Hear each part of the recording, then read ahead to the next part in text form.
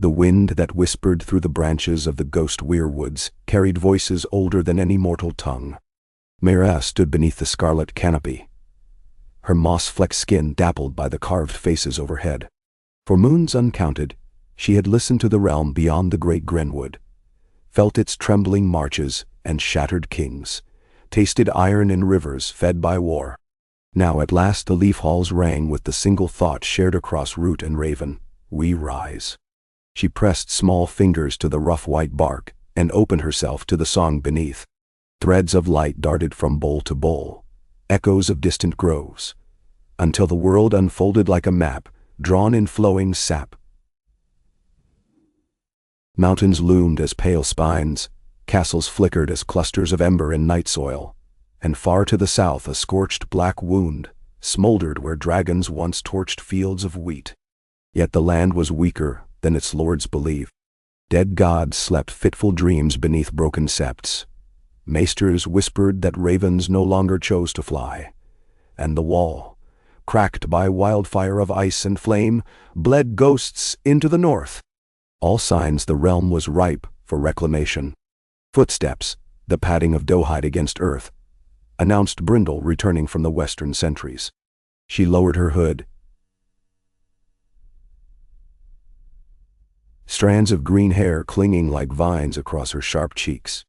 They number more than we thought.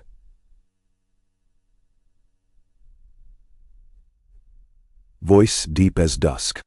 5,000 iron men making for the neck, hacking the reeds, burning fisher camps. If they breach the causeway, Moat Cailin is theirs again. Mera's eyes glowed with quiet memory. Iron axes, weird nettle burning, children forced into the dark. Then we will not allow them passage. Send word to the singers in Greywater's roots. Let the rivers shift under moonlight. Let their banners drown before the dawn. Bendawai. Brindle touched 2 fingers to her brow in assent. The Cranogmen will gladly help. They have never forgotten who taught them to breathe the mist. In silence they crossed the grove to the great hollow tree, where the Greenseer lay entombed in living wood. Brithian's limbs were half bark, half bone. Eyes like pools of moonlit sap opened as the maidens approached. Children, the Greenseer rasped. The first branch is broken. The second grows brittle. The third flowers tonight. Dada. You must carve the song deeper. A root coiled from the floor, cradling a dragonglass dagger mottled with age. Mera accepted it, feeling the blade hum with dawn-old power. Across Westeros, men felt shivers they could not name. At Fair Isle, Lord Roland Westerling woke from a dream of wolves howling in a sea of red grass. In Old Town, an acolyte stared at candle flames that writhed into shapes of leaf and eye. And in King's Landing, Queen Rhaenyra, the second of her name, golden-haired and weary of court, stepped onto her balcony to find every raven on the towers staring east, wings spread as though waiting for the sun to kneel. Night fell swift upon the neck. Fog rose in glassy tendrils, swallowing torches one by one, until the Ironborn saw only rings of dull light, heard only water lapping where land had been. Captain Harag Harlaw cursed softly. "Hold tight," he barked, but the command dissolved as the bog shifted. A faint chime, like wind through crystal, echoed over the murk. Shadows flitted between reeds. Spear tips of living wood kissed throats, and before any man could cry, "We are the sea," the marsh drank them whole. No steel rang, no prayer was spoken. The children reclaimed the causeway with the quiet of tree roots breaking stone. Far above, Mera stood unseen upon a barrow mound, palm pressed to earth. She felt the passage of every life into mud and water. And though the part of her that remembered laughing with sap sisters long dead trembled, her resolve did not waver. Blood had been spilt for ages. Now it would be spilt to mend, not mar.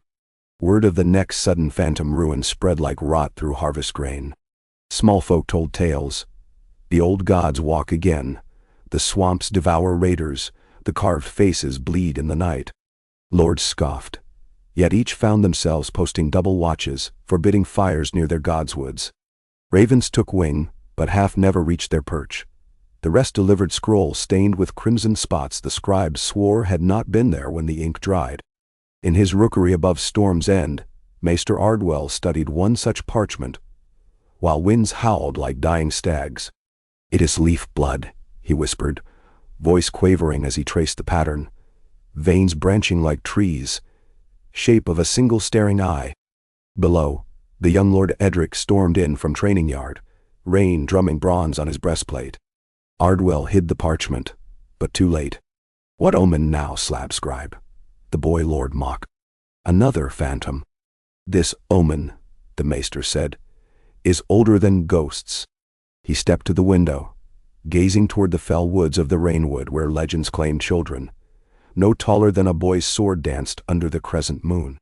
"Should they return, my lord, even a fortress carved by Durin may be but driftwood in their tide." The tide rose higher.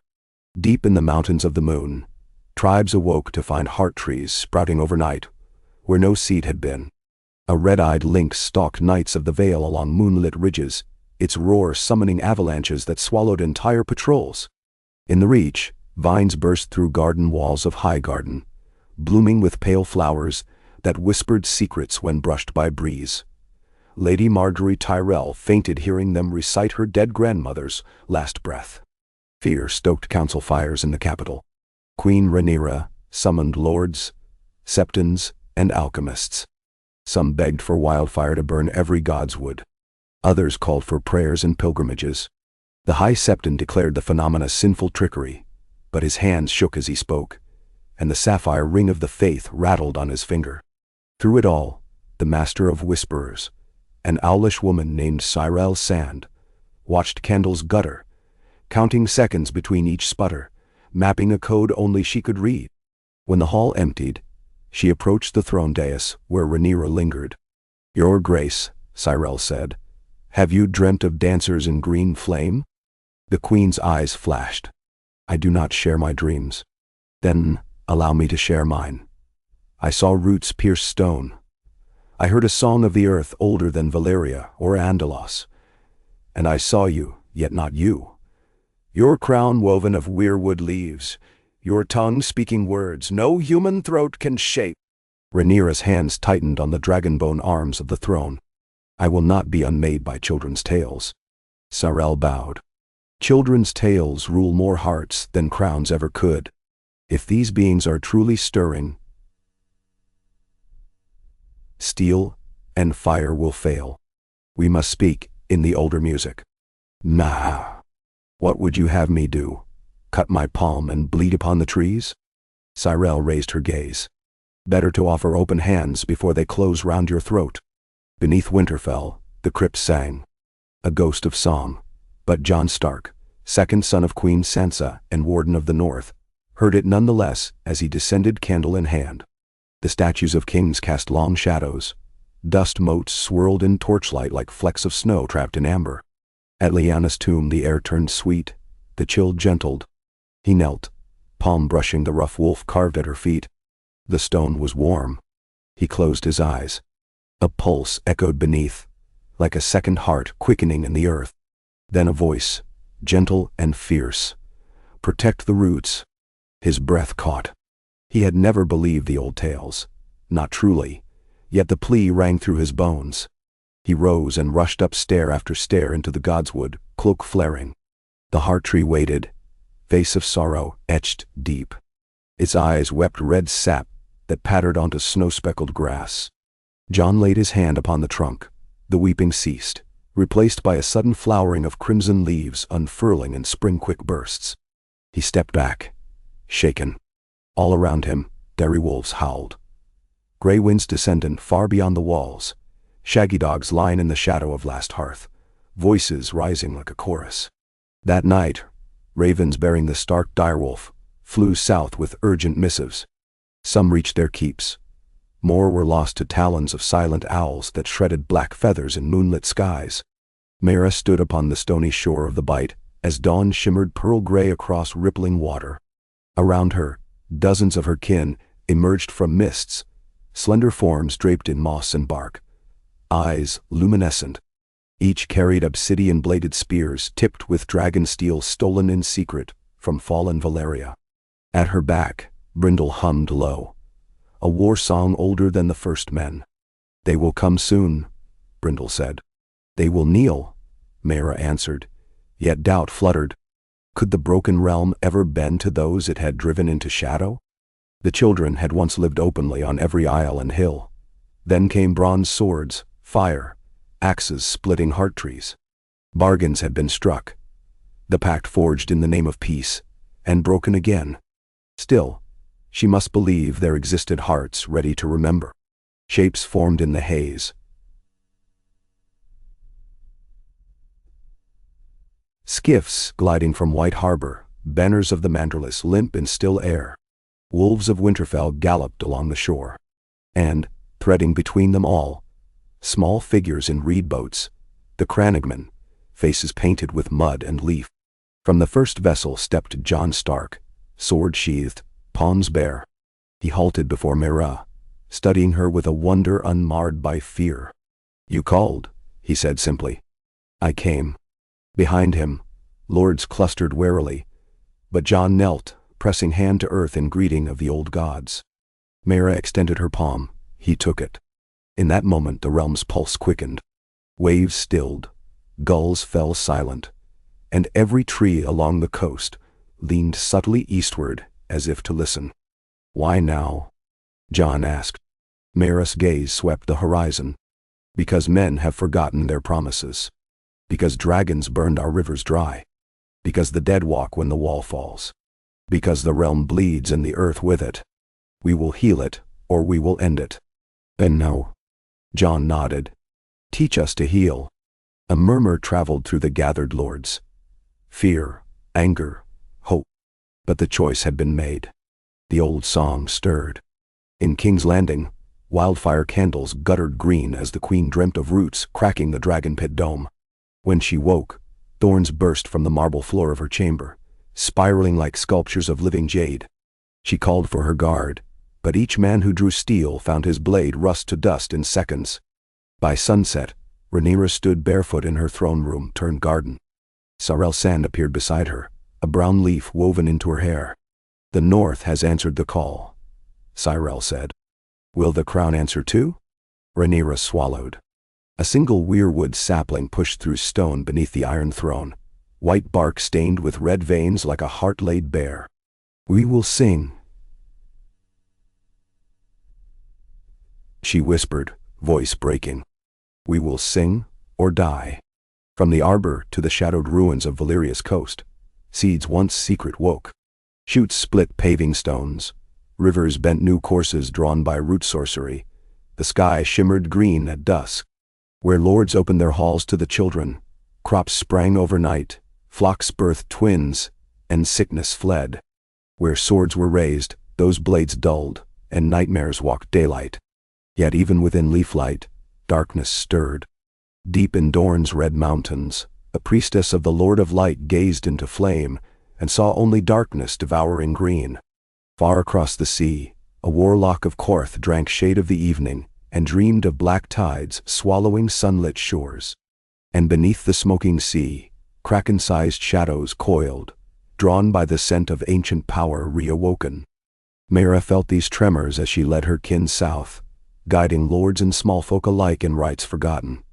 Planting heart groves anew, weaving songs that bound stone to soil. Each dawn she grew more leaf than flesh. Her feet left mossy prints that flowered behind her. But the cost weighed heavy. With every weaving she sensed the sleeper stirring, the one bound beneath the Isle of Faces, the Leviathan power that had once shattered moons. To heal, they might have to unleash what no song could bind again. At Riverrun, where red leaves drifted like tears upon water, Mera met Queen Rhaenyra. No guard stood between them. The air itself held sword enough. The queen's silver-gold hair was tangled with vines, eyes rimmed by sleepless wonder. "They call me Dragon's daughter," she said. "But the dragons are gone, and I feel scales turning to leaf." Mera laid a hand upon Rhaenyra's breast.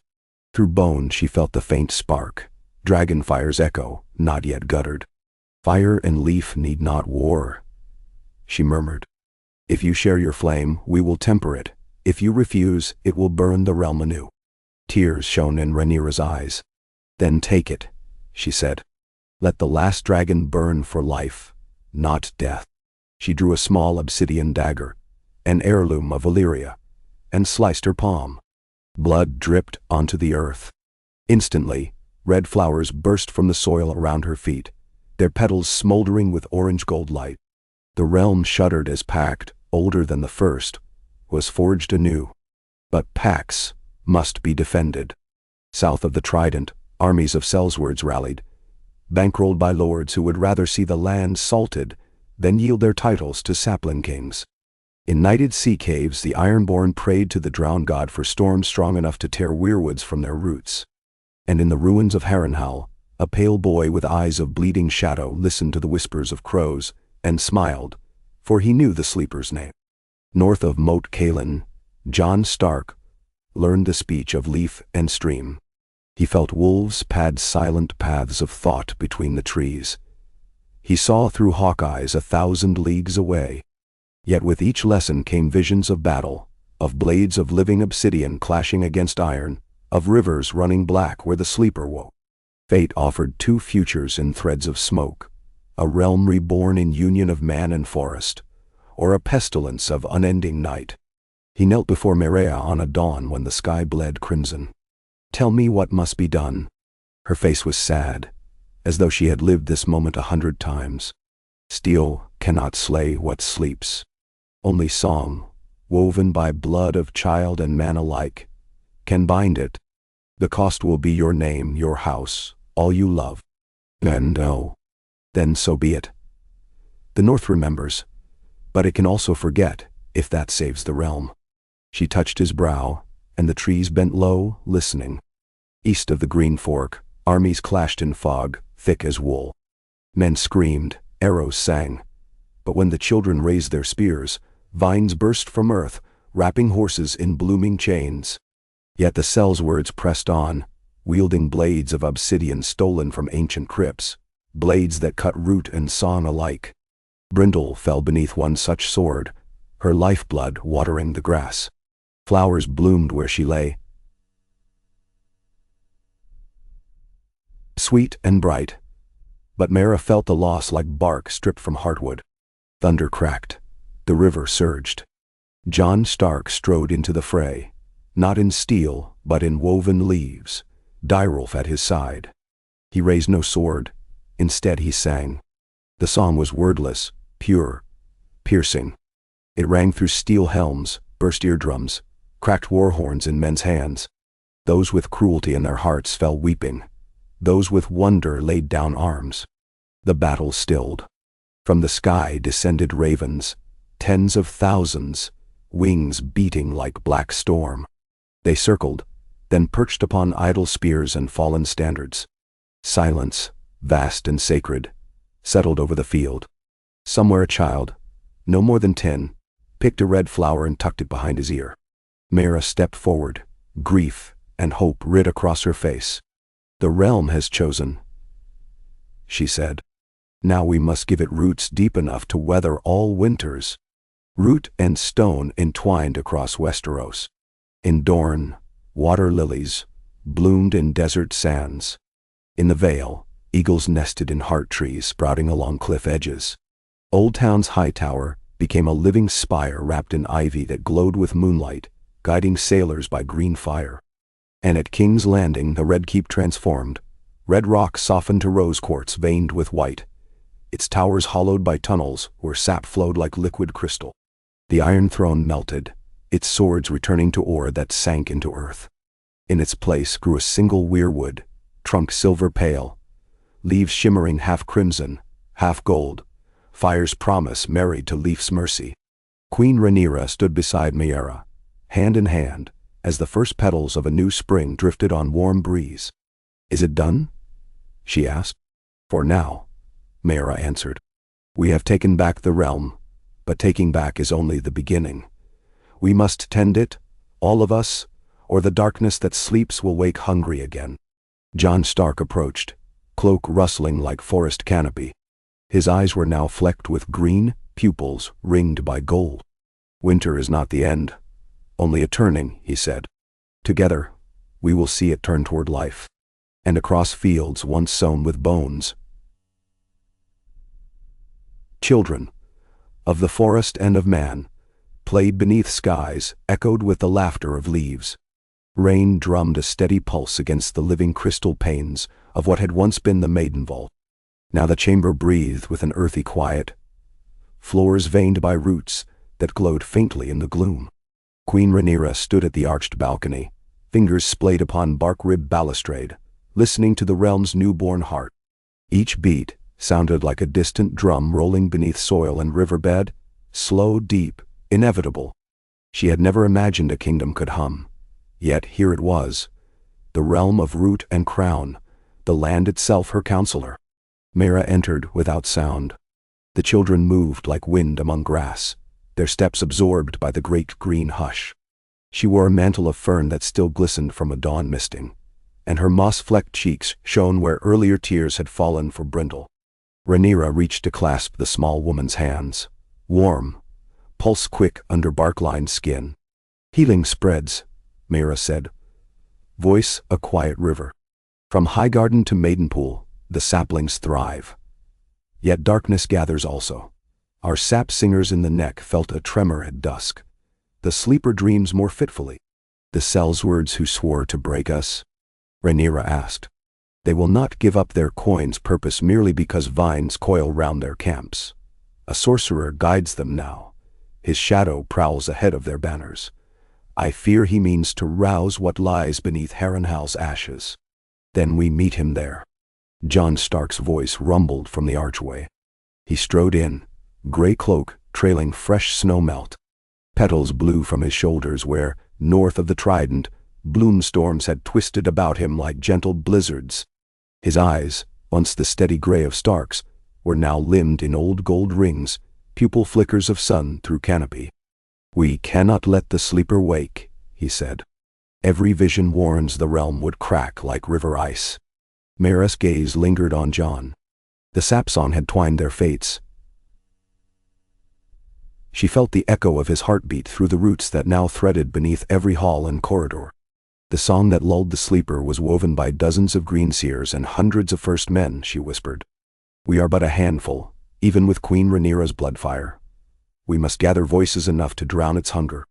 Rhaenyra straightened. "Then call every heart tree. I will ride for Storm's End.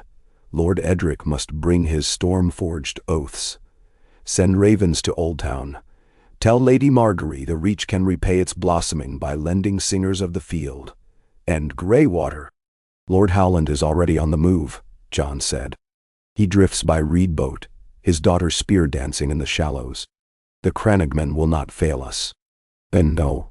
Meera closed her eyes. Visions unfurled.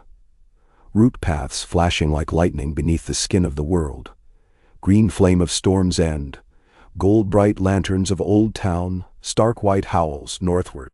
"We will weave the great binding at the Isle of Faces." But first we stopped the sorcerer.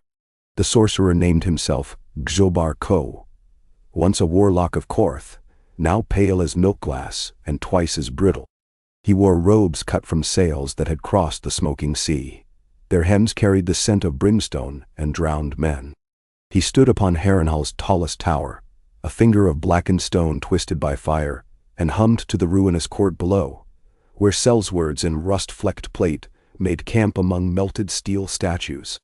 Harrenhal groaned beneath perpetual mist.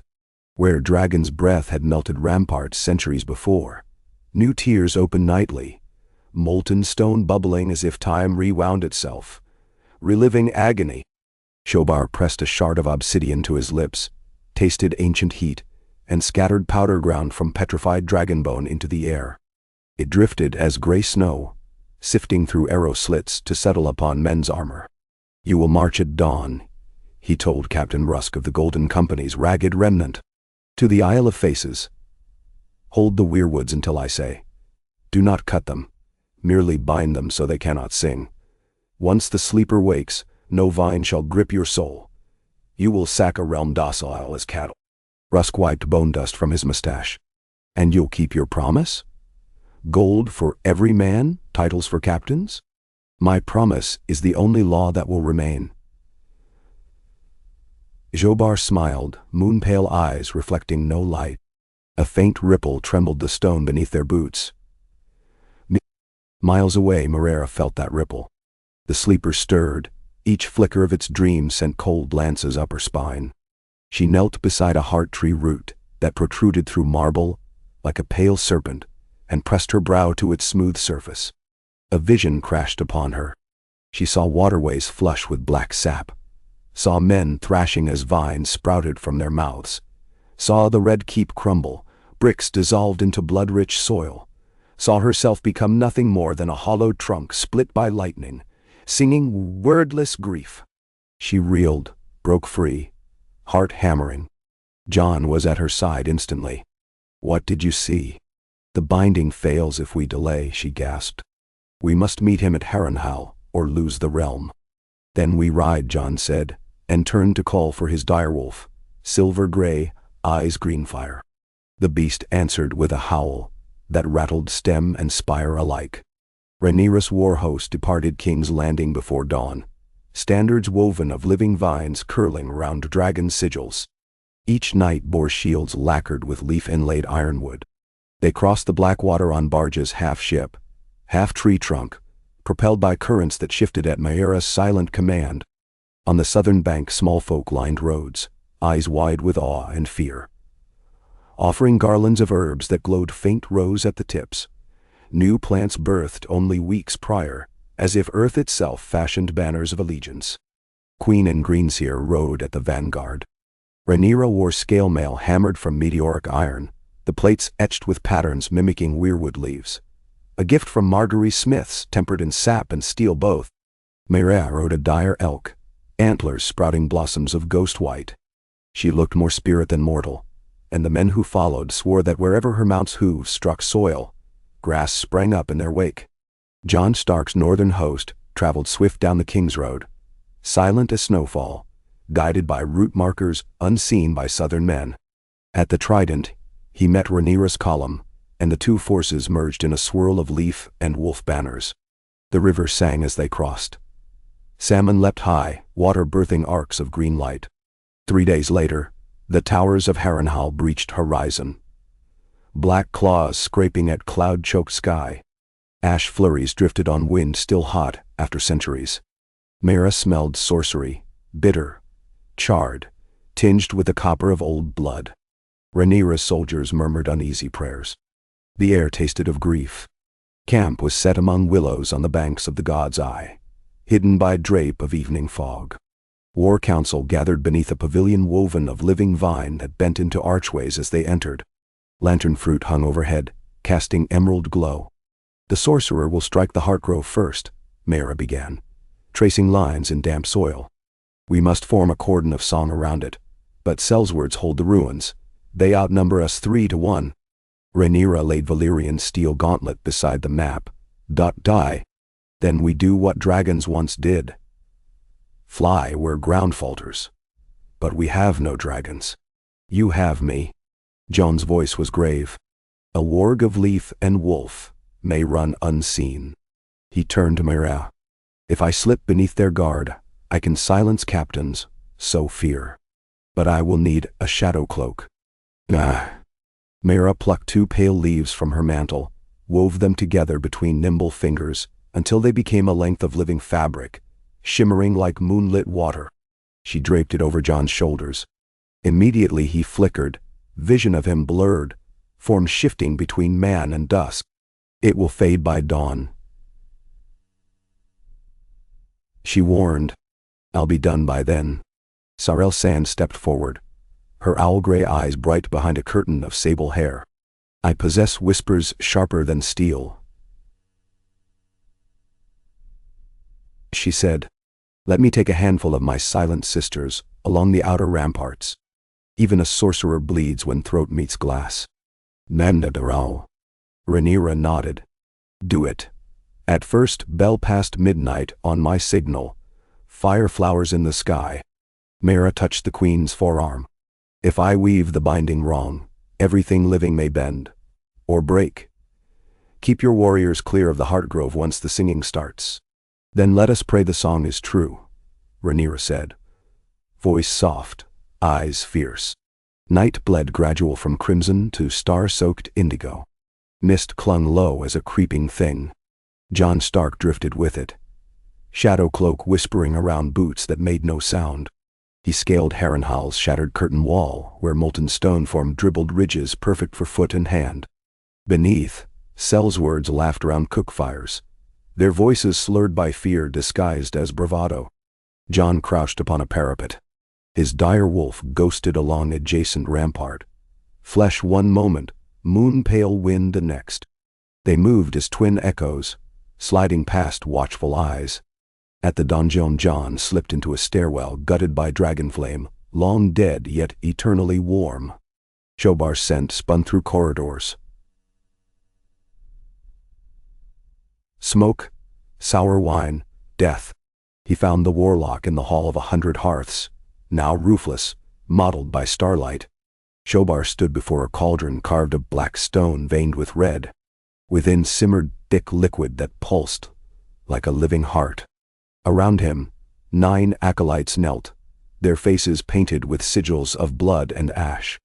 They chanted in a language older than old Valyria, each syllable a strike of iron upon Jon's mind.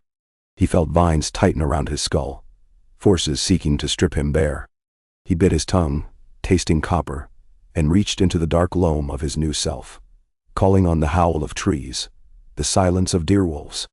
A veil of leaf-shaped thoughts unfurled like shields. The chant washed over, failing to pierce. He took out a dragonglass knife the Greenseer Brithian had birthed centuries ago. The blade drank starshine, hungry, near invisible. Jon stepped behind the nearest acolyte, young woman, eyes glazed. In single breath he cut her throat, lowered her gently. Before another could gasp, he glided to the next, silent as snowfall. But Shobar sensed the shift, one note missing from his chorus. He spun, robes swirling. His pupils were pits of void. Who walks unbidden? Jon dropped the cloak. The realm, he said, voice carrying wolf growl. He hurled the dragonglass, whistling black streak that pierced Shobar's shoulder. The warlock shrieked, aura of pale fire erupting. Stone cracked under shockwave. Jon flew backward into a toppled pillar, ribs singeing from unseen heat. Ghost leapt, jaws finding Shobar's arm. Blue flame gushed. The wolf yelped, fur smoldering, but held fast. Jon forced breath through pain, rolled, and seized war drum left by sellswords. He hammered its hide once. The call carried across towers, across ramparts, across moats, a boom that woke every leaf-bound ear. From outside the ruins, Cyrell's glass knives hissed through night, cutting throats of startled guards. And from the lake beyond, Queen Rhaenyra's fireflowers burst, brilliant blossoms of gold and green that rained sparkling petals upon the black water. The battle began. Meera heard the signal and stepped into the Heartgrove at Harrenhal's core, a circle of weirwoods spared by dragonfire ages ago. Their faces were twisted in eternal grief, scarlet tears long dried. She knelt amid them, pressed palms to rough bark. Roots answered beneath, interlaced like fingers. All around sellswords screamed as vines whipped from walls, as wolves patted shadows. Yet Meera's world narrowed to sap, blood, breath. She opened her mouth and sang. No human tongue could shape the melody. It rippled from her throat, a wordless current that vibrated marrow, tremored stone. Leaves quivered, faces wept anew. From the Isle of Faces, heart trees answered. From Winterfell, from Storm's End, from distant lands where lone saplings had sprouted but weeks ago. 1,000 threads converged, green light ascending, plunging deep. Deep, where the sleeper lay. It stirred, immeasurable mind shifting in slow confusion. Long had it dozed within watery cradle, remnant of a time before time. Through Meera's song it tasted dawn again and hungered. It reached, testing bonds. The ground beneath Harrenhal buckled, vapors hissed from fissures.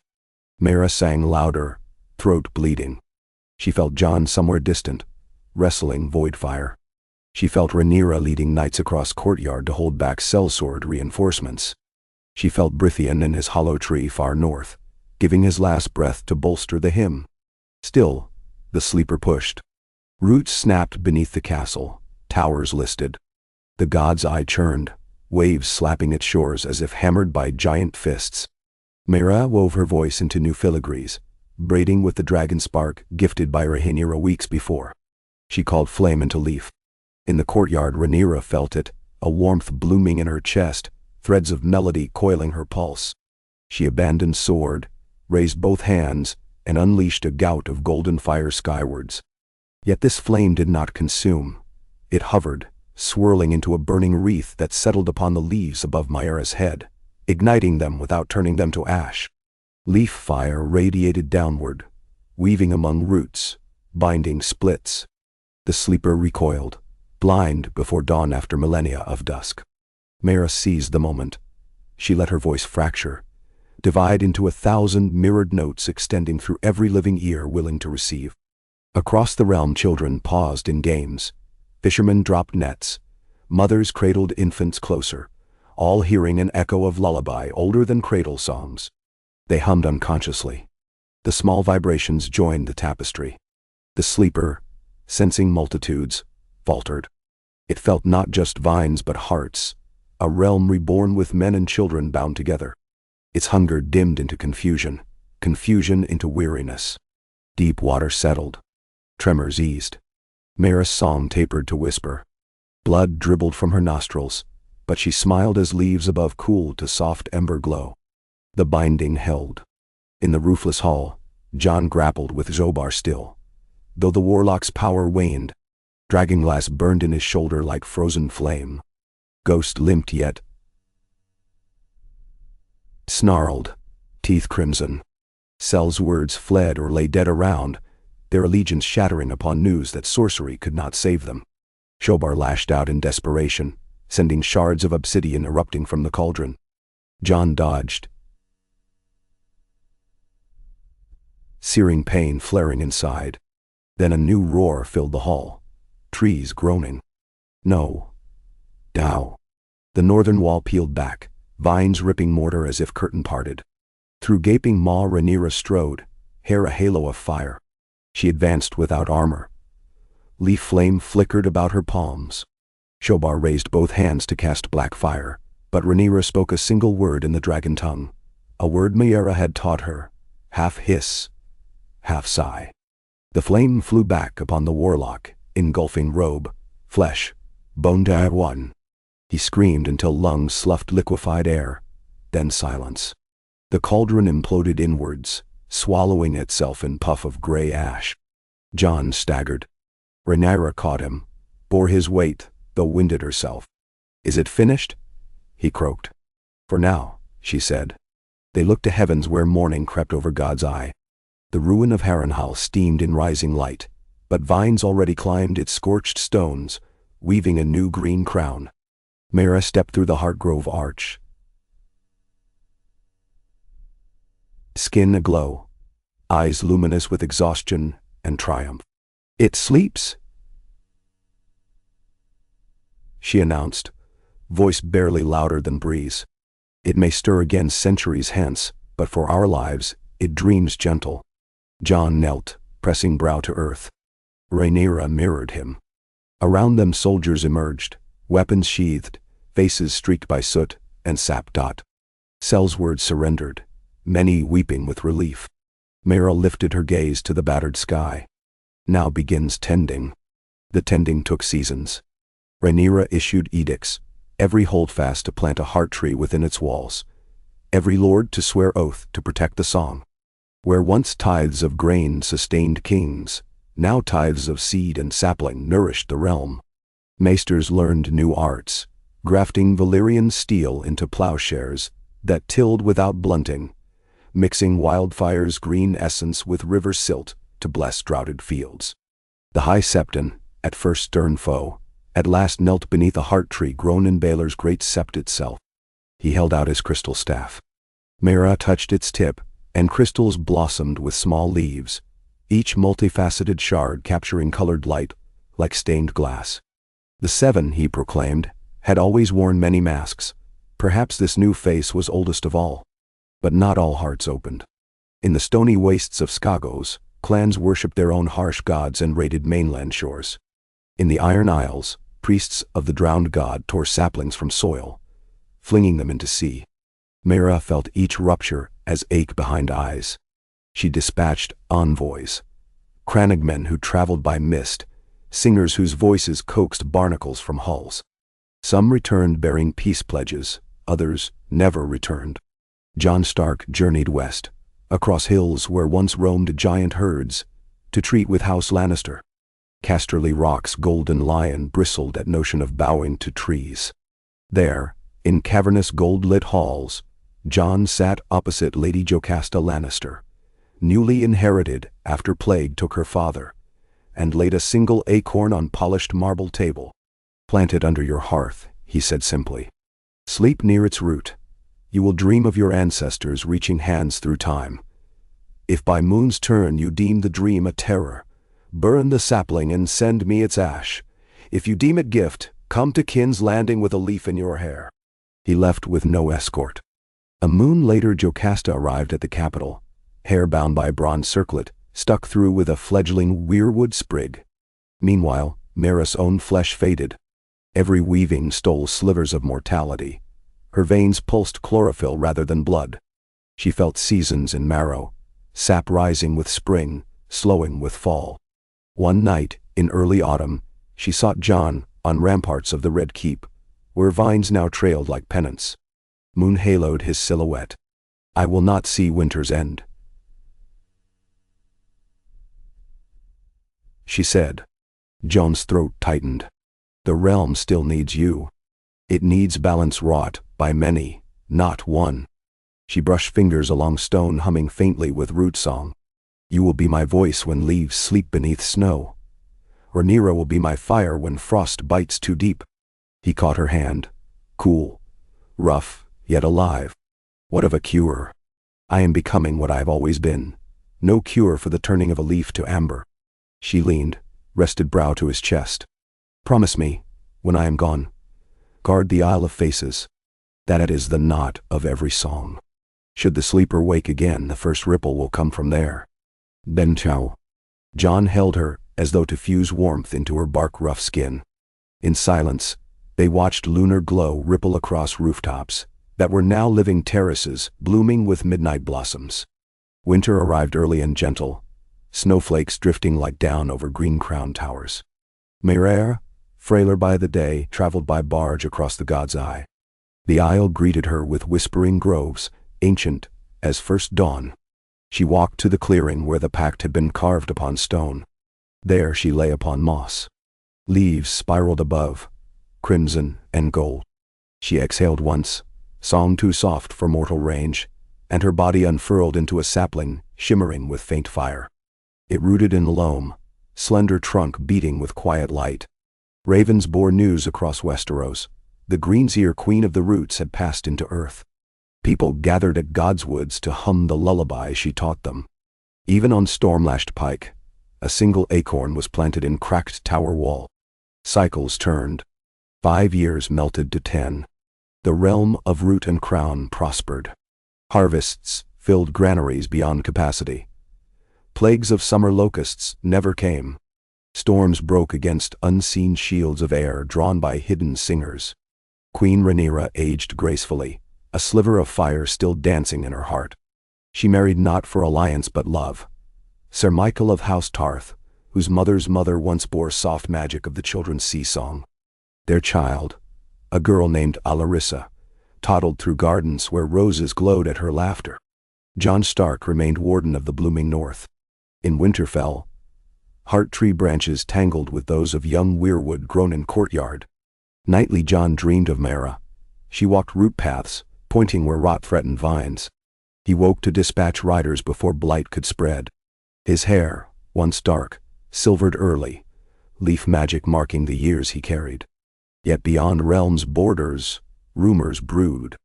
The free cities envied Westeros' springtime wealth. Volantis' priests preached that demons of green had bewitched men of the sunset kingdoms. Their fleets readied. On Braavosian docks, sellswords whispered of Westerosi grain that fed no plague rat, of gold minted with leaf engravings, witch marks deserving seizure.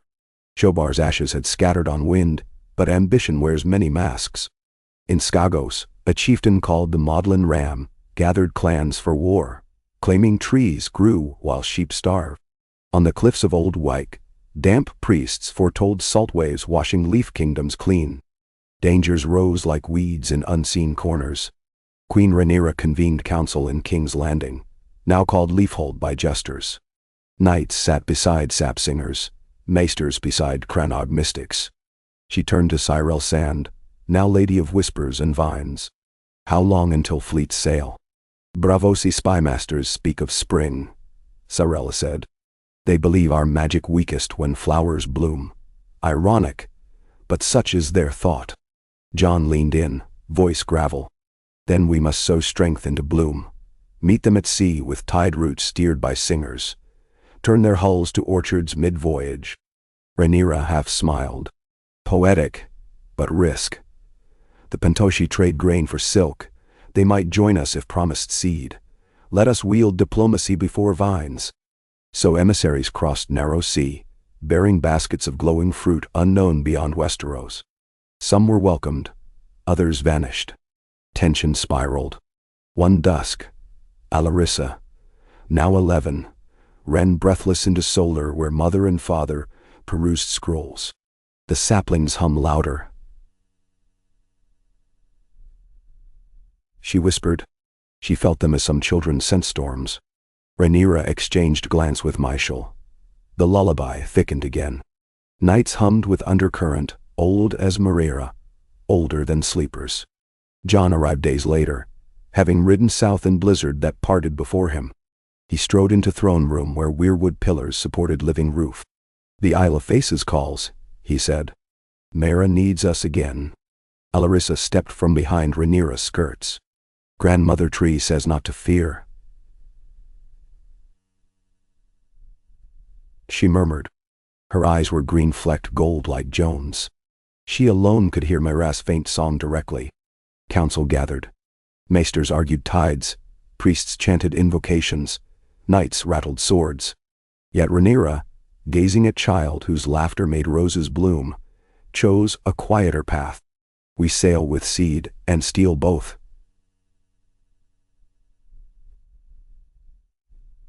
She decided.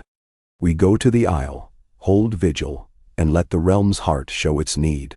The flotilla departed Driftmark under pale dawn. Carved wood ships bore living masts, whose leaves drank sun and wind, giving speed. On deck, Alarissa knelt before trunk, listening to whispers. Jon leaned by rail, Snowwolf eyes scanning horizon. Rhaenyra stood at prow, Valyrian gauntlets clasped, her dragon spark pulsed in time with Hull. But realms of man seldom relish peace. Mid-passage sails appeared, Braavosi galleys, sleek and many. At their fore, a warship etched with Titan's visage bore ram of black iron. Wind held its breath. Rhaenyra raised both hands, palms radiating gold. Vines on masts rustled, ready. Yet, a single horn sounded from Braavosi deck. Call not of war, but parley. Up flew banner-bearing Leaf wound round sword. Emissary of Pentos, not Braavos. A slim woman in turquoise robe hailed them through speaking trumpet. She named herself Valara Mo, envoy of Free Cities Council. She asked terms. They met on mid-sea sandbar conjured by Joan's root psalm. Skein of tangled seaweed drawing sand from depth. There, amid gull cries, Valara unveiled proposition. Trade of Westerosi fruit that glowed in dark nights for free city iron and fleets against ironborn raiders who now ravaged coastlines. Fear of Green's power had shifted into hunger for its miracles. Rhaenyra listened. We will share bounty if your cities plant saplings and vow no blade shall touch them. Valara bowed, lips quirked. Saplings must thrive, but men draw borders. What if roots cross maps? Then maps will change. Jon answered, voice steel. The envoy's eyes narrowed, assessing the Stark who spoke like tree and man both. She agreed to present treaty, though Rhaenyra read worry behind diplomatic courtesy. Yet a thread of peace wove. They reached Isle of Faces beneath crimson sunset. Heart trees thrummed louder than ever. John disembarked first, kneeling before Mara sapling grown now to towering white trunk, wreathed by gold leaves. He touched bark. Heat spread through palm, vision of Maria's moss-green eyes. She spoke within mind. A rot creeps from below, born of envy, of greed for power without harmony. It festers in places leaf cannot reach, deep mines, stone vaults, hearts of iron men. You must guide them to light or uproot the rot before it eats heartwood. John relayed message.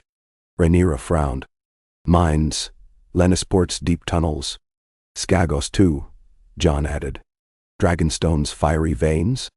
Even Stormend's basalt depths birthed secret ore. They spent night weaving strategy. Vines formed living maps, highlighting places where Rootsong faltered. Many dotted coasts, caves where ironborn priests chanted. Others lay beneath cities of free folk, and subterranean passages under Casterly Rock glowed sickly red. Lady Jocasta Lannister sailed south to join them at dawn, golden armor leaf inlaid.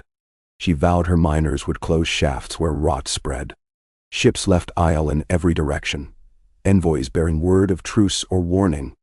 Rhaenyra dispatched Alarissa with John to Winterfell, where magic ran deep, to train under warg singers and learn defense should Braavosi treaty fail. Days later a raven arrived soaked in stormwater. Ironborn, united under new King Harlan Greyjoy, had captured Deepwood Motte and raised pyres of hearttree saplings. Their priests claimed, drowned god despised green poisons. Rhaenyra clenched fist. The rot finds host. She marshaled fleet, ordering Saril to sow dissent in the Isles even as vines coiled. John and Alarissa rode across snows, but along coast they found villages charred, fishermen pierced with iron hooks. Wolf howls echoed grief. Alarissa pressed ear to frozen ground, tears freezing on lashes. They silenced the song. They reached Winterfell and began weaving shield songs stronger. Direwolves patrolled daylight, owls night. Yet word spread. Greyjoy's war host massed near Stony Shore. John prepared muster, though numbers slim. Many warriors still south mending Harrenhal. They called banners of Manderleys, Umbers, even wildling clans south of Shattered Wall. Alarissa, wandering Godswood on eve of battle, felt tug. At Marera's old seat roots parted, revealing Heartcave. Inside lay dragonglass seed pulsing fire. She brought it to John. He studied Embercore. A gift. Fire within leaf, Marera's legacy. They planted seed beneath foundation of Moat Cailin, forging living fortress whose roots stretched along neck, while crown blazed orange, a beacon.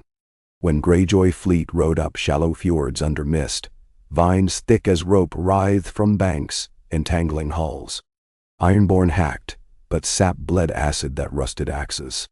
Direwolves emerged upon decks, jaws silencing reavers. John fought atop boarding plank, ghost cloak swirling, while Alarissa sang high pure note that set ship rigging alight without flame. Harlan Greyjoy himself, crowned with wet kelp, confronted John amid shattered mast. "The sea will drown your forests," he spat. John answered by plunging weirwood spear into planks. Roots exploded outward, sprouting through hull. Water gushed. Ship groaned. As it sank, vines cradled survivors, binding wrists, ferrying them ashore. John offered choice. Swear to cede or follow their king into depths. Many knelt. Harlan refused, embracing waves. The sea took him, but as he slipped beneath, tendrils of seagrass wrapped his limbs, delivering him to deep where sleeper memories haunted currents now. The drowned god's realm had no refuge from Rootsong. Months rolled. Peace, war, peace again, weaving patchwork, frontier. In free cities, Pentos accepted saplings. Lice took fruit, but chain girdled them, and trees withered. Disease followed. Cahor smiths tried forging axes of black steel to hew singing wood. Their forges went silent. Fires would not spark. Superstitions spread. Caravans prayed to green-eyed spirits. Back in Westeros, seeds transformed stony barrows into orchards, but also unearthed forgotten horrors. At the Barrowlands, roots cracked burial mounds releasing whites bound centuries. Leaf fire consumed them, yet fear lingered. Jon pushed for circles of guards woven from both orders, Knights of Thorn, Steel and Vine, and Wardens of Ash, Fire and Leaf, a united brethren. Rhaenyra grew older, yet spark persisted. She walked gardens nightly, conversing with Mereira's echo. One eve, Vine spelled message in curling script. "You must rest soon, Fire Daughter. Let new growth rise." Rhaenyra summoned council, named Alarissa heir, and first keeper of Crown Root. In ceremony beneath living throne, leaf crown settled on child's brow, petals bursting in plume of sunrise colors. She swore to guard both man and wild. As Rhaenyra stepped back, her dragon spark leapt from chest like soft sigh, drifted into trunk of crown tree. She closed eyes, and when they opened, she looked upon realm, not with rule's burden but with mother's pride. Her reign ended not in death, but in surrender to greater life. Years later, legends told of those early decades as Age of Bloomfire. They spoke of Jon Stark, Wolf of the Grove, who married Lady Jocasta and sired children born with eyes of gold-flecked gray. They spoke of Alarissa the Sapling Queen, whose laughter set lantern fruit aglow, and whose tears ended long drought of Dorne by calling river from stone. Skalds across free cities sung of Vine Fleet that healed wounded sailors even as it fought pirates, of Storm's End's ramparts alive with thorny roses that bled thunder at foes.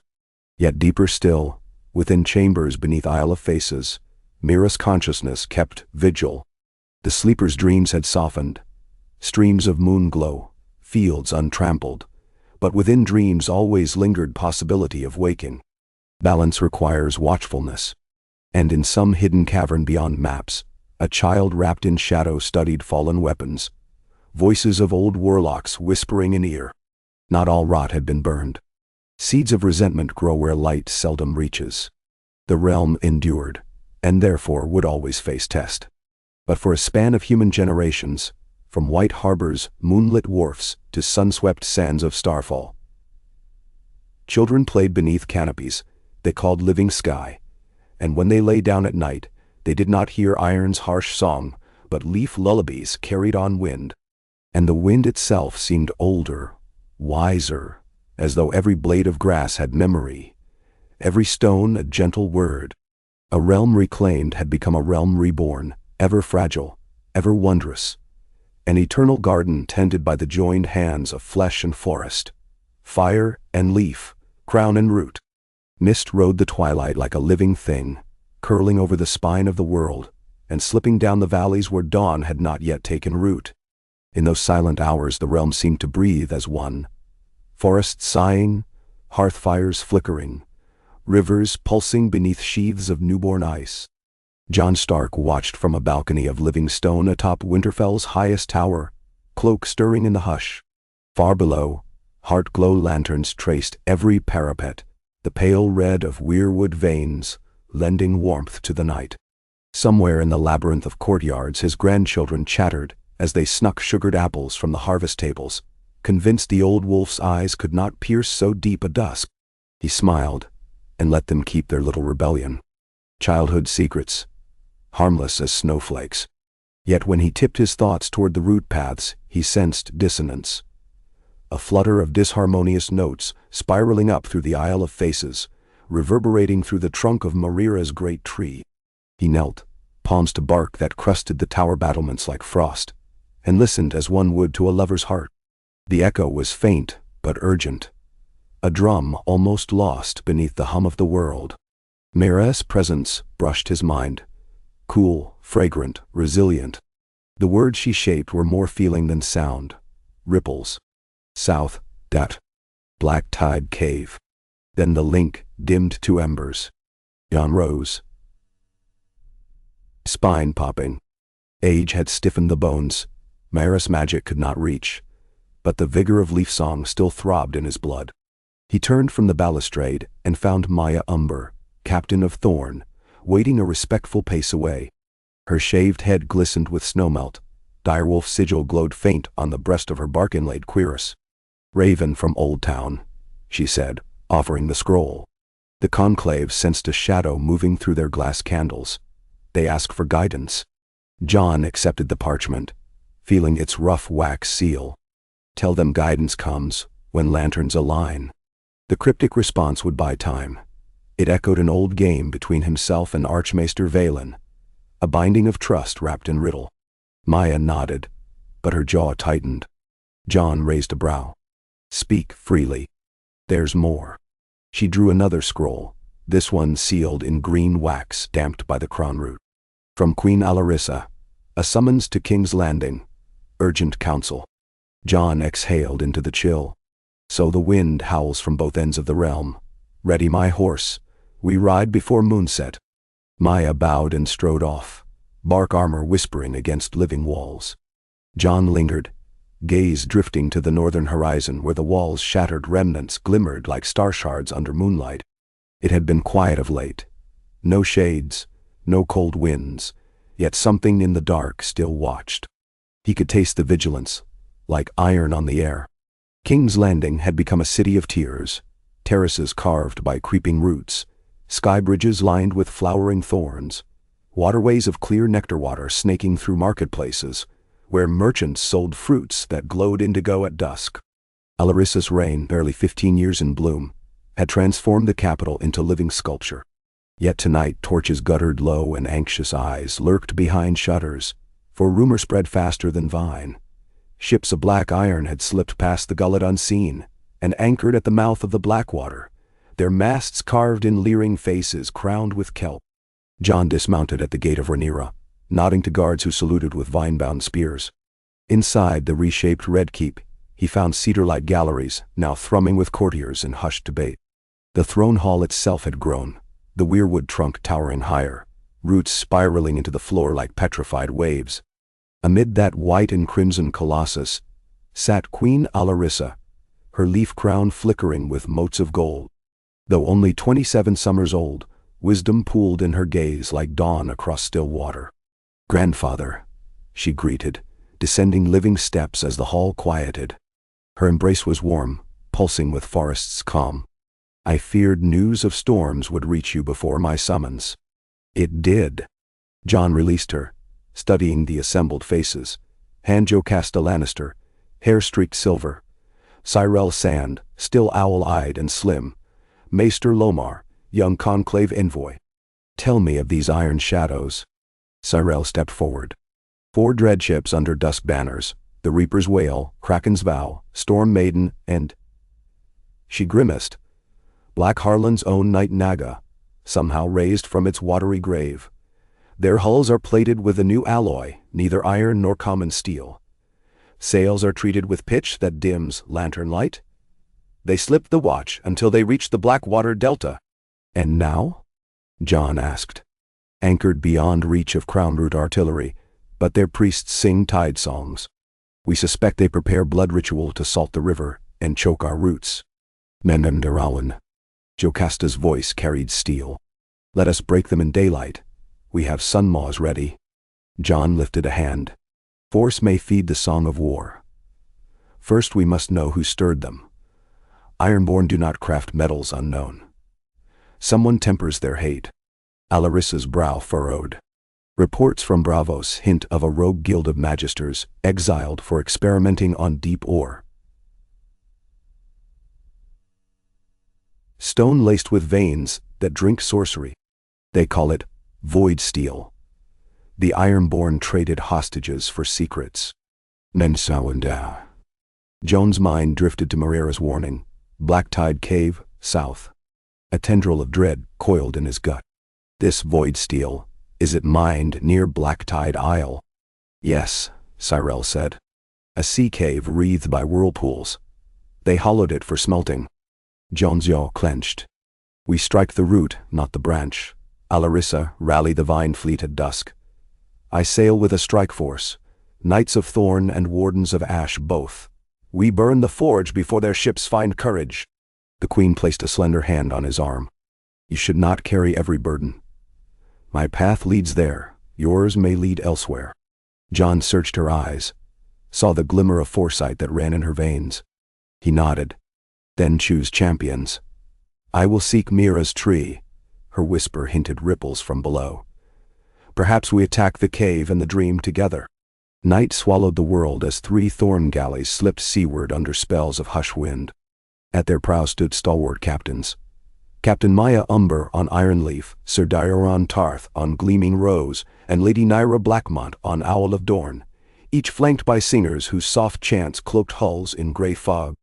Beneath decks, Jocasta honed her bronze leaf longsword, while Maester Lomar studied etched tablets of Valyrian mining lore. Sarel Sand sharpened glass needles, leaving each kill dart glowing with subtle inner light. Meanwhile John rode north by secret root gate, emerging at the Isle of Faces beneath a shivering aurora. The great tree that had been Maera towered impossibly high, branches weaving silhouettes of dragons and wolves against starlight. As John approached, sap bleeds gleamed amber along bark fissures, visions waiting to be read. He pressed his brow and was pulled inward. He stood in dream, knee-deep in shadow water, the sky a vault of green flame. Across the mirrored dark, a figure formed, child-shaped, but eyes older than despair, irises like polished void steel. The child's hair was kelp black, lips blue as drowned coal. It spoke with a dozen voices. End storm, root and salt, balance tilts, I hold the fulcrum. Now, John steadied his breath. Who are you? A sleeper's echo, the shard your song forgot, cast into deep where leaf cannot reach. I have grown in gloom, watered by envy. I am called Abyss But. John felt Maera's presence coil behind him in the dream. Her voice shivered the water. You are but a fracture of the sleeper, birthed by what we severed. The child smiled, cheeks cracking into fissures of blackness. Sever a vine and roots sprout new shoots. I am hunger unpruned. Release approaches. John clutched phantom wolf steel. What do you seek? To lullabies. Let salt drown root, void drink star. I walk among iron men. I whisper in deep mines. Soon river will bleed, the crown root will rot, and men will beg the dark for shelter. The child dissolved into ripples, leaving only an aftertaste of brine and rust. John jerked from trance, chest heaving. Behind him the tree moaned like wind through eulogy. Leaves cascaded, each leaf etching a single name. Locations, Skagos Mines, Blacktide Cave, Old Wick Deep Well, and a new mark on the Orkwood of Bear Island. Too many fronts. John whispered, Guide me. The tree's roots opened, revealing a hollow glowing moss green. Within lay a spear fashioned from merging of weirwood and dragonbone, tip of frozen wildfire crystal. John took the weapon. Flames spiraled along grain, whispering of leaf and blaze entwined. At Blacktide the vine fleet emerged from fog as dawn painted silver streaks across the sea. Ironborn warships moored near Cliff's fanged mouth saw nothing until living sails billowed full, vines snapping taut, and hulls of plow-grown wood cracked the shallows like charging stags. Captain Maya's galley rammed the Storm Maiden amidships, roots ripped through iron plating with savage ease. Thorn knights boarded, vine whips lashing axes from drowned hands. Sarel slipped across shattered deck, dispatching priests mid-chant. She plunged through hatchway into hold, where braziers of sickly blue flame heated bars of void steel. One priest shrieked. Salt takes root, before her blade found his throat. In the cave beyond, Jocasta led wardens of ash along narrow ledges slick with algae. Far below, a forge pit glowed deepest indigo, void steel molten. Chain cranes dipped buckets into the mire, hoisting to molds shaped like kraken talons. Jocasta felt nausea from the forge's aura. Life repelled. She raised her sword, the bronze vines along its fuller pulsing, and drove it into the crane's anchor gear. Roots burst from metal, seizing pulleys. bending beams until cave roof cracked. Ocean spray hissed through fissures, steam blooming.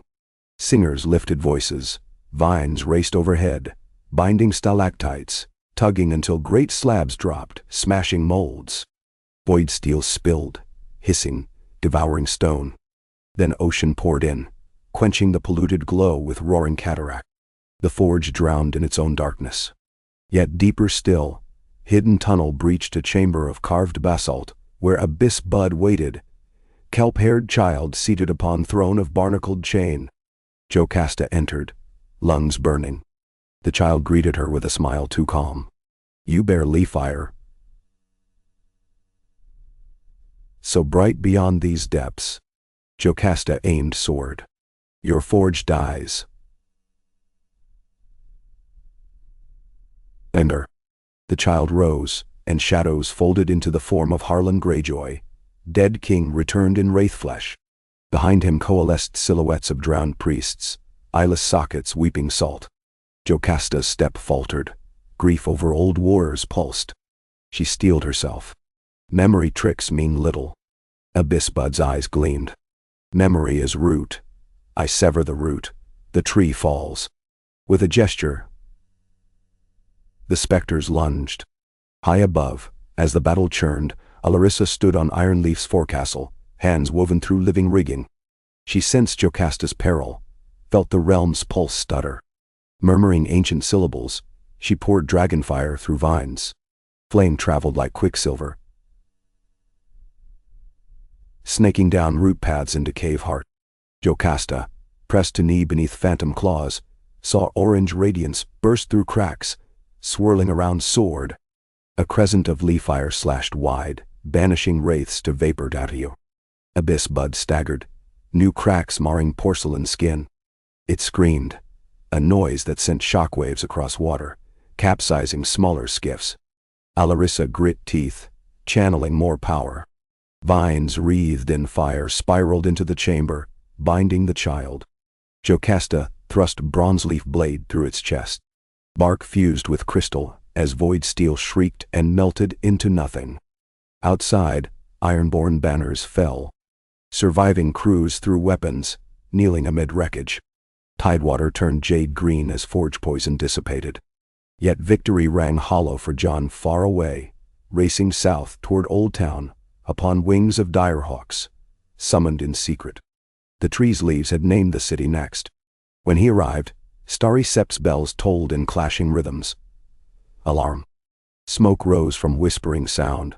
Fireships adrift bloomed sick purple flame upon the waves.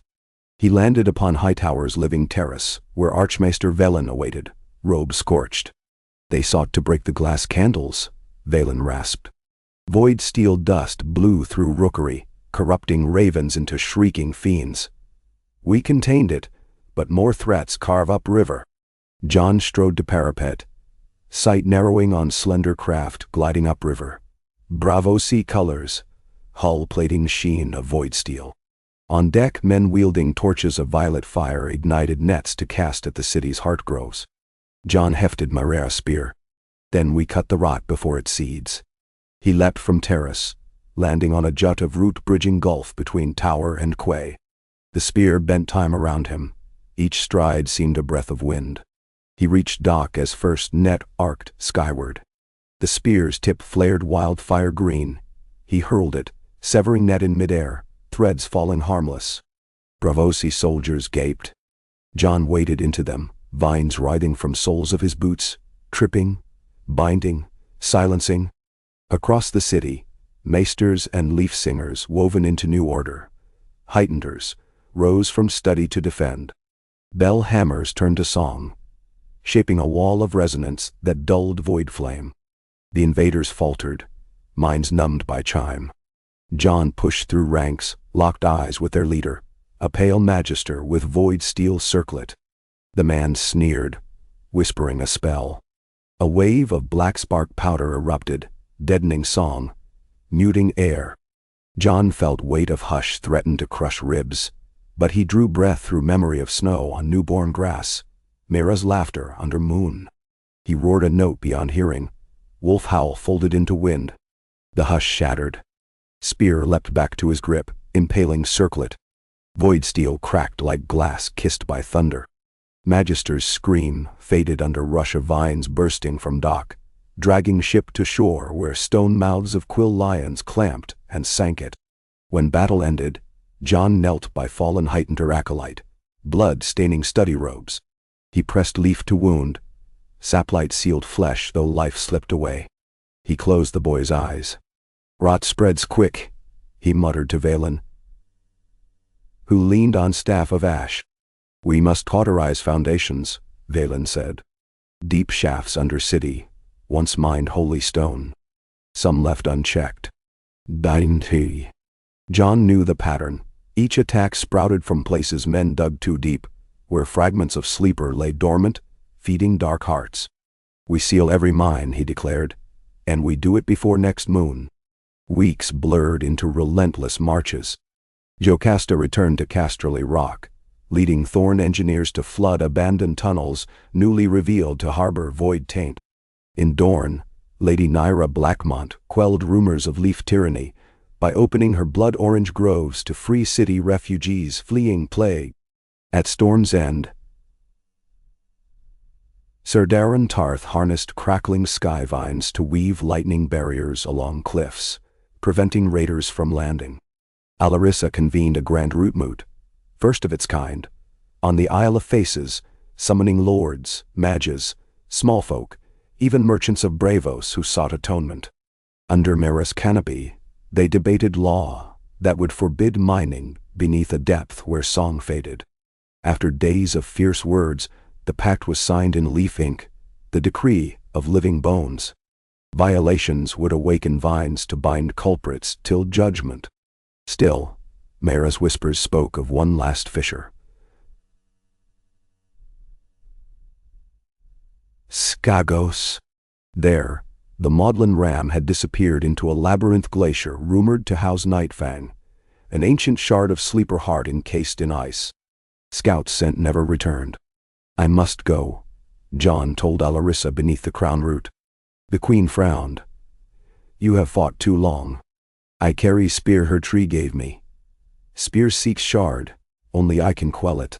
Alarissa placed her hand to the heart bark, drawing a glow that pooled in her palm. "Then take this ember. My spark is stronger now. If void cold bites, melt it with dawn." "Thou." John accepted the ember, storing it in hollow of spearbutt. He departed on Direhawk, crossing shivering seas tumult until ice-edged horizon. Skagos greeted him with mournful winds. Snowfields stretched like white-quilted silence, broken only by jagged rock spires. John trekked inland guided by faint pull of spear. Wolves padded behind, eyes gleaming ever watchful. He reached glacier mouth where cavern exhaled breath colder than death. Inside, walls glittered with veins of black crystal, the shard's radiance. The maudlin ram awaited, broad man clad in patchwork furs, horns curling from broken helm. His eyes were sunken, sclera stained gray. In his fist he brandished axe wrought of void steel, edges sipping surrounding light. "Leaf Lord comes to cull mountain folk," he barked, voice echoing. "I come to heal mountain and folk alike," John replied, stepping onto ice. The ram laughed, a wound of sound. "We live in cold. Cold sings our bones. We take shard to birth new god who knows rock, not root." He swung. The axe cleaved air, leaving trail of darkness. John parried with spear. Shockwave rattling cavern. Frost shattered from ceiling like glass. Wolves lunged, but ram twitched fingers. Void steel chains whipped out, binding them mid-air. John's heart lurched. He pushed forward. Spear singing, vines sprouting from its shaft to lash at chains. Yet void steel drank their life, vines shriveling. Ram slammed axe to floor. Cracks raced outward, releasing hoarfrost wraiths, ice sage shrieking. They swarmed John, claws of rime. Ember of Alarissa flared in spear. Wildfire gold heat surged. John spun. Arc of blazing leaf, igniting shades to steam. The cavern trembled. crystals shuddering as Shard awakened. Ram roared, driving axe again and again, each strike calling deeper resonance. Black light poured from fissures, coiling like serpents. Jon braced, spear tip aglow. He hurled it into heart of Shard, lodged in cavern wall. Crystal screamed, splintering. Ram howled as void steel axe crackled, rebounding shards that sliced him with his own darkness. Falling to knees, he clasped wound, blood freezing as it flowed. Shard ruptured in thunderous burst, fragments vaporized under ember's heat.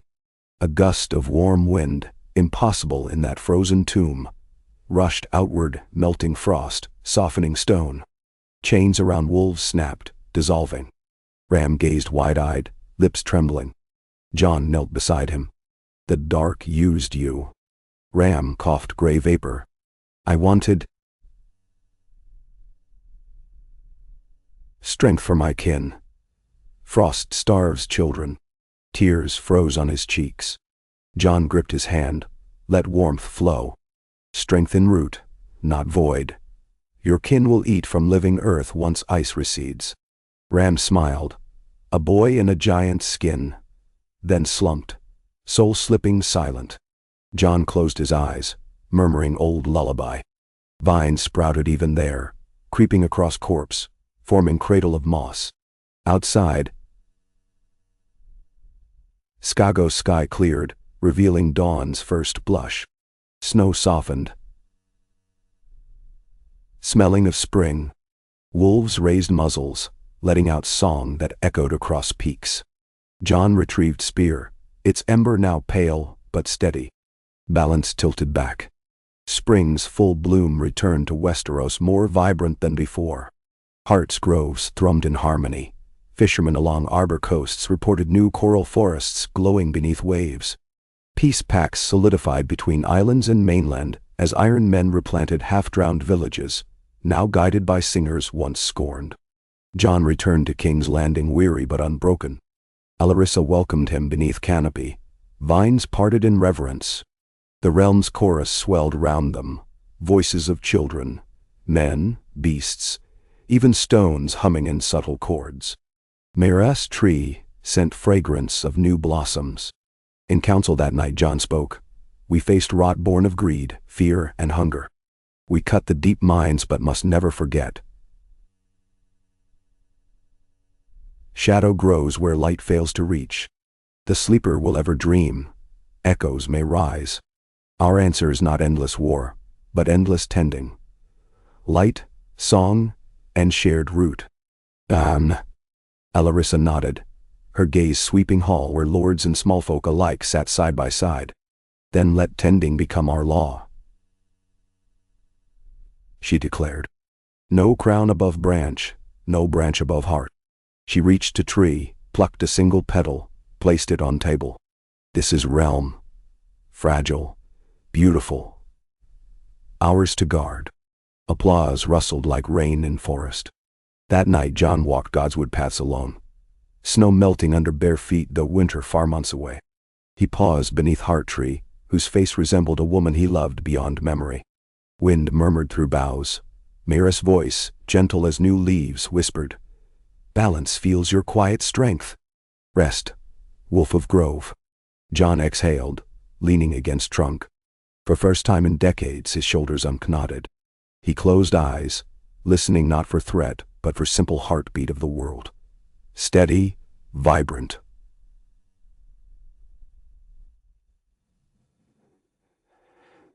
Hopeful. Somewhere children laughed, their voices weaving into night's symphony. He thought of granddaughter yet unborn, of saplings still to rise, of moons still to wax and wane over a realm reborn. Above him, the branches swayed, scattering petals that shimmered like small stars, drifting over castle, over city, over rivers glowing green in darkness, over every hill and hollow from the neck to the summer sea. And where each petal touched, earth answered with tiny pulse. Promise that even should shadows creep again, the light of leaf and fire would stand ready to meet them, singing its eternal lullaby across the ages. The moon had waxed and waned through 6 more turns when the wind began to shift, carrying with it rumors both sweet and sour. Spring's riot of color had long since given way to the tender hush of early summer, and the realm of root and crown thrived in ways no one had thought possible.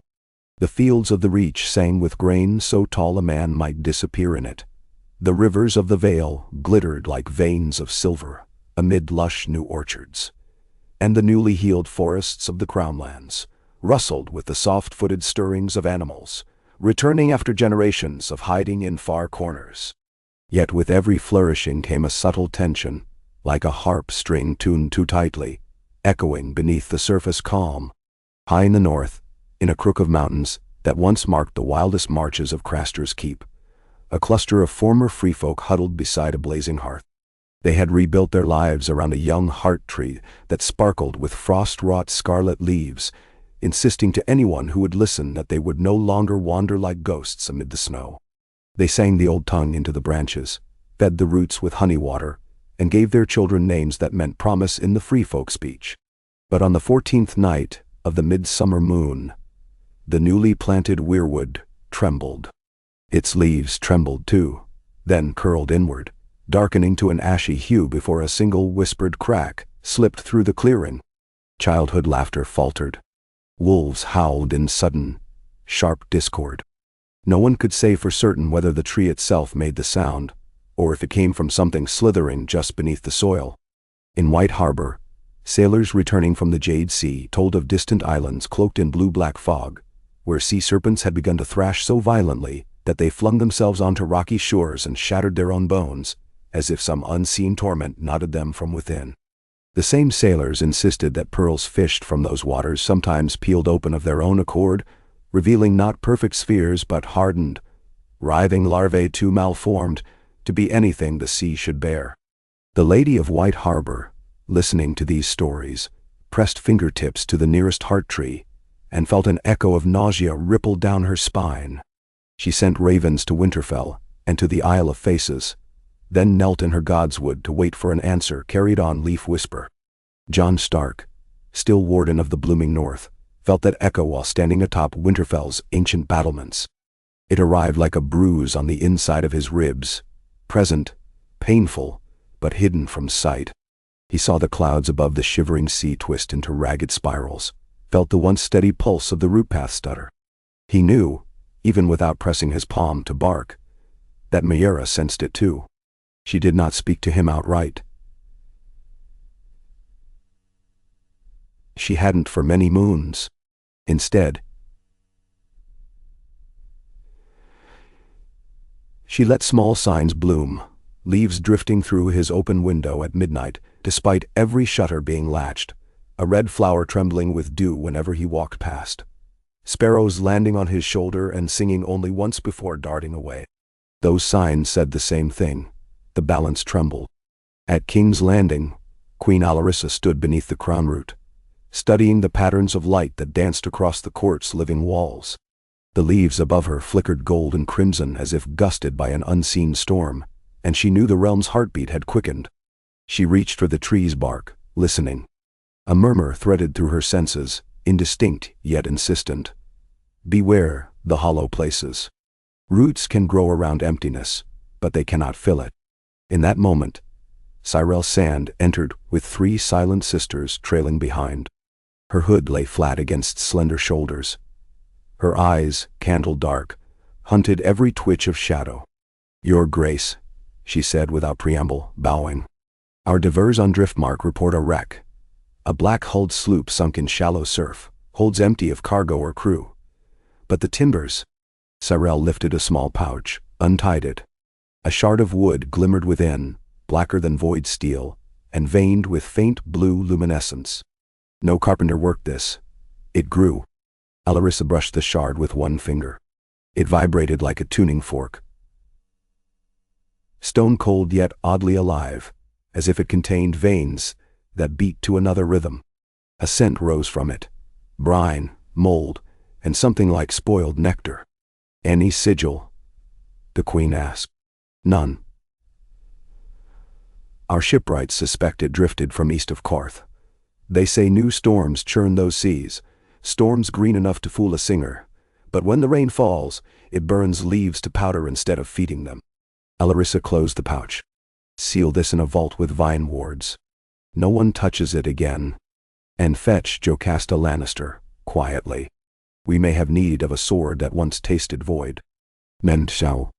Cyrell inclined her head, faded into the branching arcade.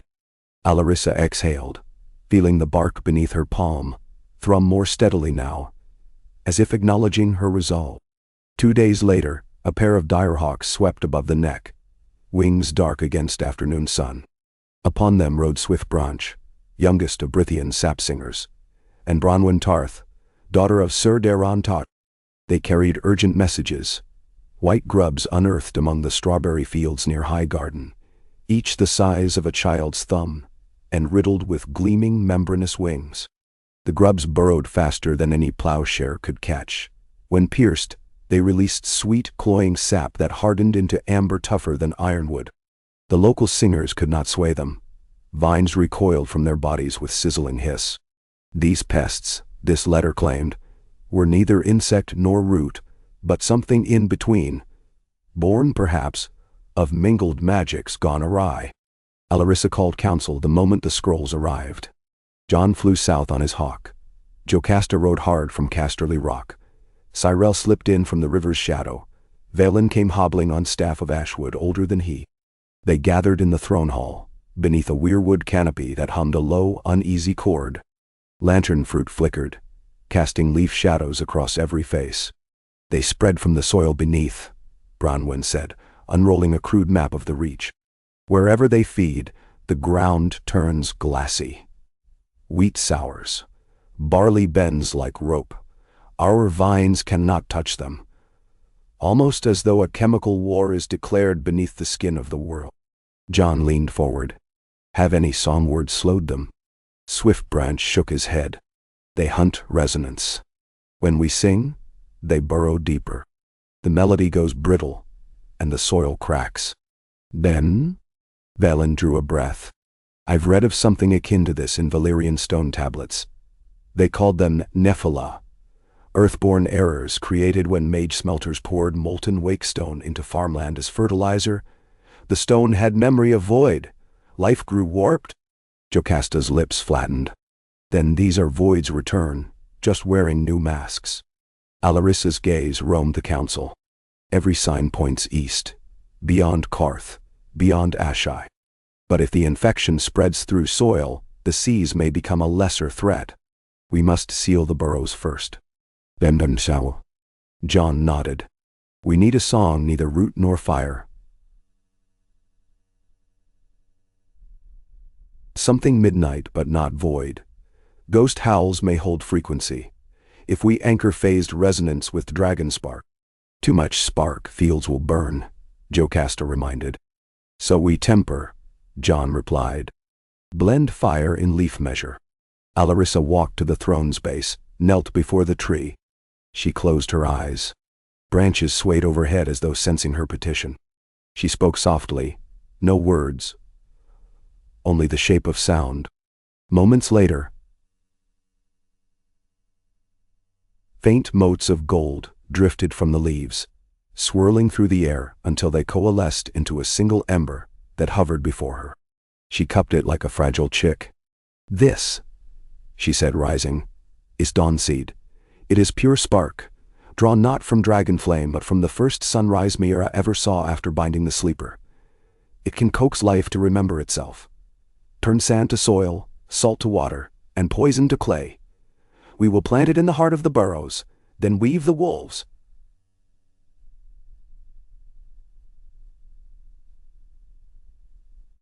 Valen's brow feathered.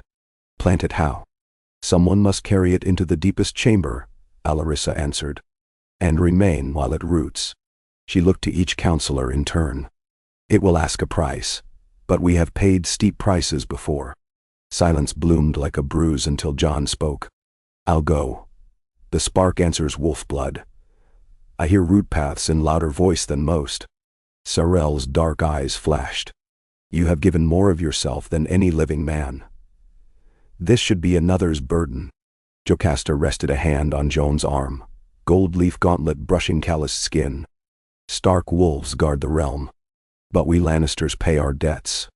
Let me carry Dawnseed. No, Brenwyn cut in. The pests swarm. You'll need speed. She glanced at Swiftbranch. Together we bear Dawnseed.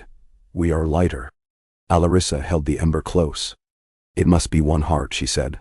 Two would fracture the resonance. Velen struck staff to floor. Then choose neither pride nor duty. Choose the one who hears Mara's whisper loudest. We know who that is. All eyes returned to Jon. He took a measured breath, accepting the inevitable. Alarissa approached him, the warm glow of Dawnseed painting her face. She pressed the ember into his palm. It weighed almost nothing yet pulsed with ancient gravity. Plant it, grandfather, she said softly. Then, come home. He gently closed his fist. Keep the realm breathing, till I do. The journey southward passed like a fever dream. Each night he made camp beneath towering oaks or willow-pocked rivers, and each night the Dawnseed glowed brighter, illuminating the inside of his cloak with amber fire. Wolves trotted at his heels, silent as ghosts. At Highgarden, Lady Margaery welcomed him with a weary smile. The relentless pests had carved labyrinthine trenches through her orchards. From those trenches rose clicking hums that made her banners tremble.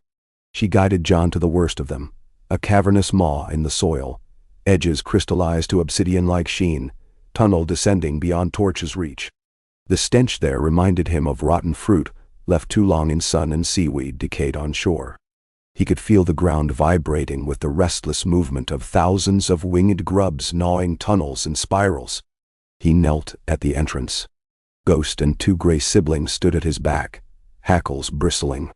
He rested a hand on the wolves' heads one by one. A benediction, or perhaps goodbye. Then he stepped into the darkness, Dawnseed lighting his way. The tunnel forked like a devil's trident. Jon chose the path where vibrations rang highest in his teeth, a thrumming dissonance. The further he went, the hotter the air became, as if the pests' bodies generated unnatural warmth. He passed mounds of glassy soil, reflecting his torchlight in warped, oily sheen. Here and there lay husks. Moleskins larger than the grubs he'd heard described, already turning brittle. Something was forcing the creatures to grow at terrifying speed. He reached a vault, the size of Winterfell's crypts. In its center churned a mound of translucent eggs, each large as a man's head, shell-veined with black. Above them, burrows climbed the walls, thousands of grubs writhing in organized lattices, shaping a pulsing honeycomb.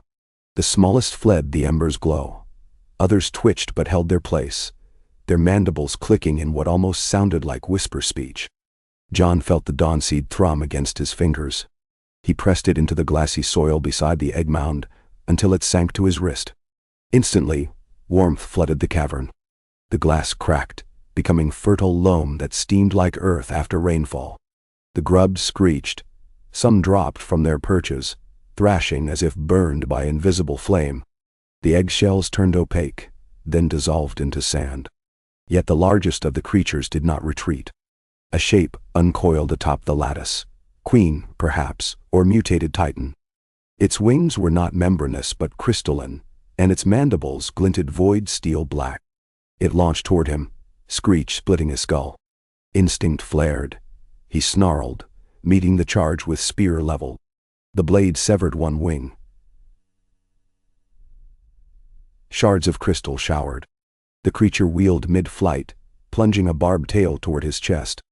Jon rolled aside, using spear haft to redirect, but the barb grazed his arm, slicing deep.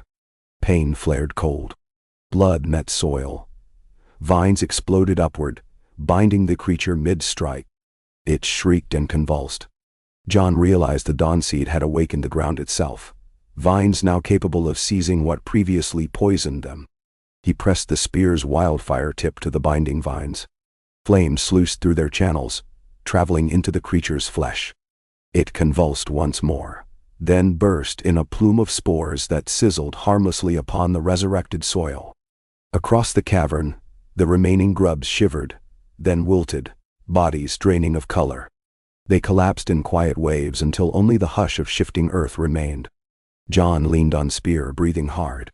The wound on his arm throbbed with unnatural chill. He pressed the spear's warm shaft against it, wincing, and felt the cold recede. He glanced down. Veins near the cut carried faint blue glow that pulsed like remembered poison. It would not kill him, not now. But it would leave a mark. He traced his way back through the tunnel. Where glassy walls had been, loam now filled the spaces, and seedlings sprouted in the lantern glow. Thin, pale shoots tipped with budding leaves. They stretched toward the ember's wake, eager, hopeful. At surface, dawn ignited the sky. Lady Margaery waited among her singers. When John emerged, the dawn seed flickered, dimming at last. She bowed deeper than any monarch might deserve. "Your fields will heal," he told her, voice rough. "But guard the new growth. It may sprout faster than your folk expect. Balance." She nodded, tears shining. "We will tend." As days bled into weeks, reports of soil glass and twisted larvae petered out. Dawnseed's resonance had rippled through the root paths, cleansing. But shadows shifted in other corners.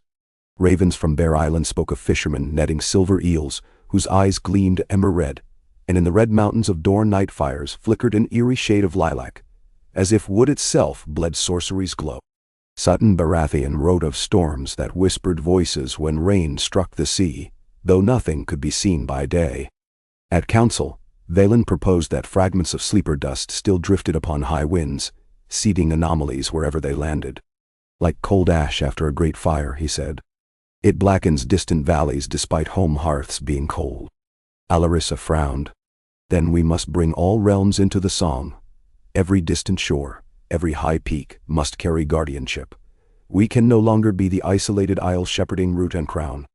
John, arm-bound in moss-woven cloth, agreed. "We spread knowledge. Schools of leaf fire in Karth, root singers in Bravos, stone shapers in IB. We share gifts." Some balked. Giving secrets to foreign lords risked misuse. Yocasta argued forging alliances first, but Alarissa stood firm.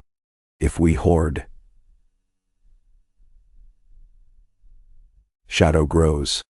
Thus began the journeyman bloom. Waves of sap singers and vine wrights departed Westeros aboard living vessels. On Dragonstone, old caverns hosted delegations from ETI. In the Free Cities, Vaelin lectured at the Palace of Truth while Sorel's shadow network quietly dismantled cellars, hoarding void steel dust. But all efforts could not prevent the next omen. It came in the heart of winter, mild, yes, but still cold enough to curdle breath in the north. A star streaked across the heavens, blazing emerald. Children cheered, elders shivered. When it passed, every heart tree in the realm bled sap at once. It ran like tears but did not clot. It seeped into snow, turning drifts pink. John woke, heart pounding, felt Marira's sorrow ripple across him. Alarissa convened emergency council. Vayin arrived trembling. A shard of unknown stone landed in the ghost weirwood north of Deepwood Motte. It glimmered like void steel, yet pulsed green as dawnseed. It seemed to be both. John's wound ached anew. He touched bandage, saw faint blue glow creeping again. "The star carried dust," he said. "Seed of the sleeper's echo flown beyond even our sky." Branwen leaned forward. "If it is both void and dawn, maybe it is bridge, not poison." "Bridge to what?" Yocasta asked. Vaelin tapped staff. "Possibility. Balance seeks new fulcrum when old one strains. We cannot reject it. We must study it." Alarissa frowned. "We gather at Deepwood Motte. Bring singers, maesters, smiths. We will face it together." The expedition traveled by wolf-drawn sleds and wind-bound barges. The closer they drew to Deepwood, the more trees leaned in unnatural ways, as though magnetized by hidden gravity.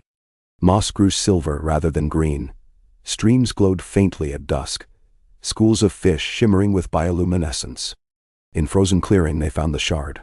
Size of a war galley's prow, half buried in permafrost, its surface refracting light in swirling patterns. When John approached, his spear hummed. The dawnseed's echo within it pulsed. "It calls." John whispered. Valen ran fingers near the surface, not touching. Cold, yet warm. Lovely, yet dire. I feel both lullaby and shriek. Alarissa closed eyes. Mayras tree sends calm. It says touch with caution, but touch. Mendirao. John offered his spear to Valen. Anchor me. Valen nodded, planting spear into ice, binding it with staff runic cords. John stepped forward and laid bare palm on shard.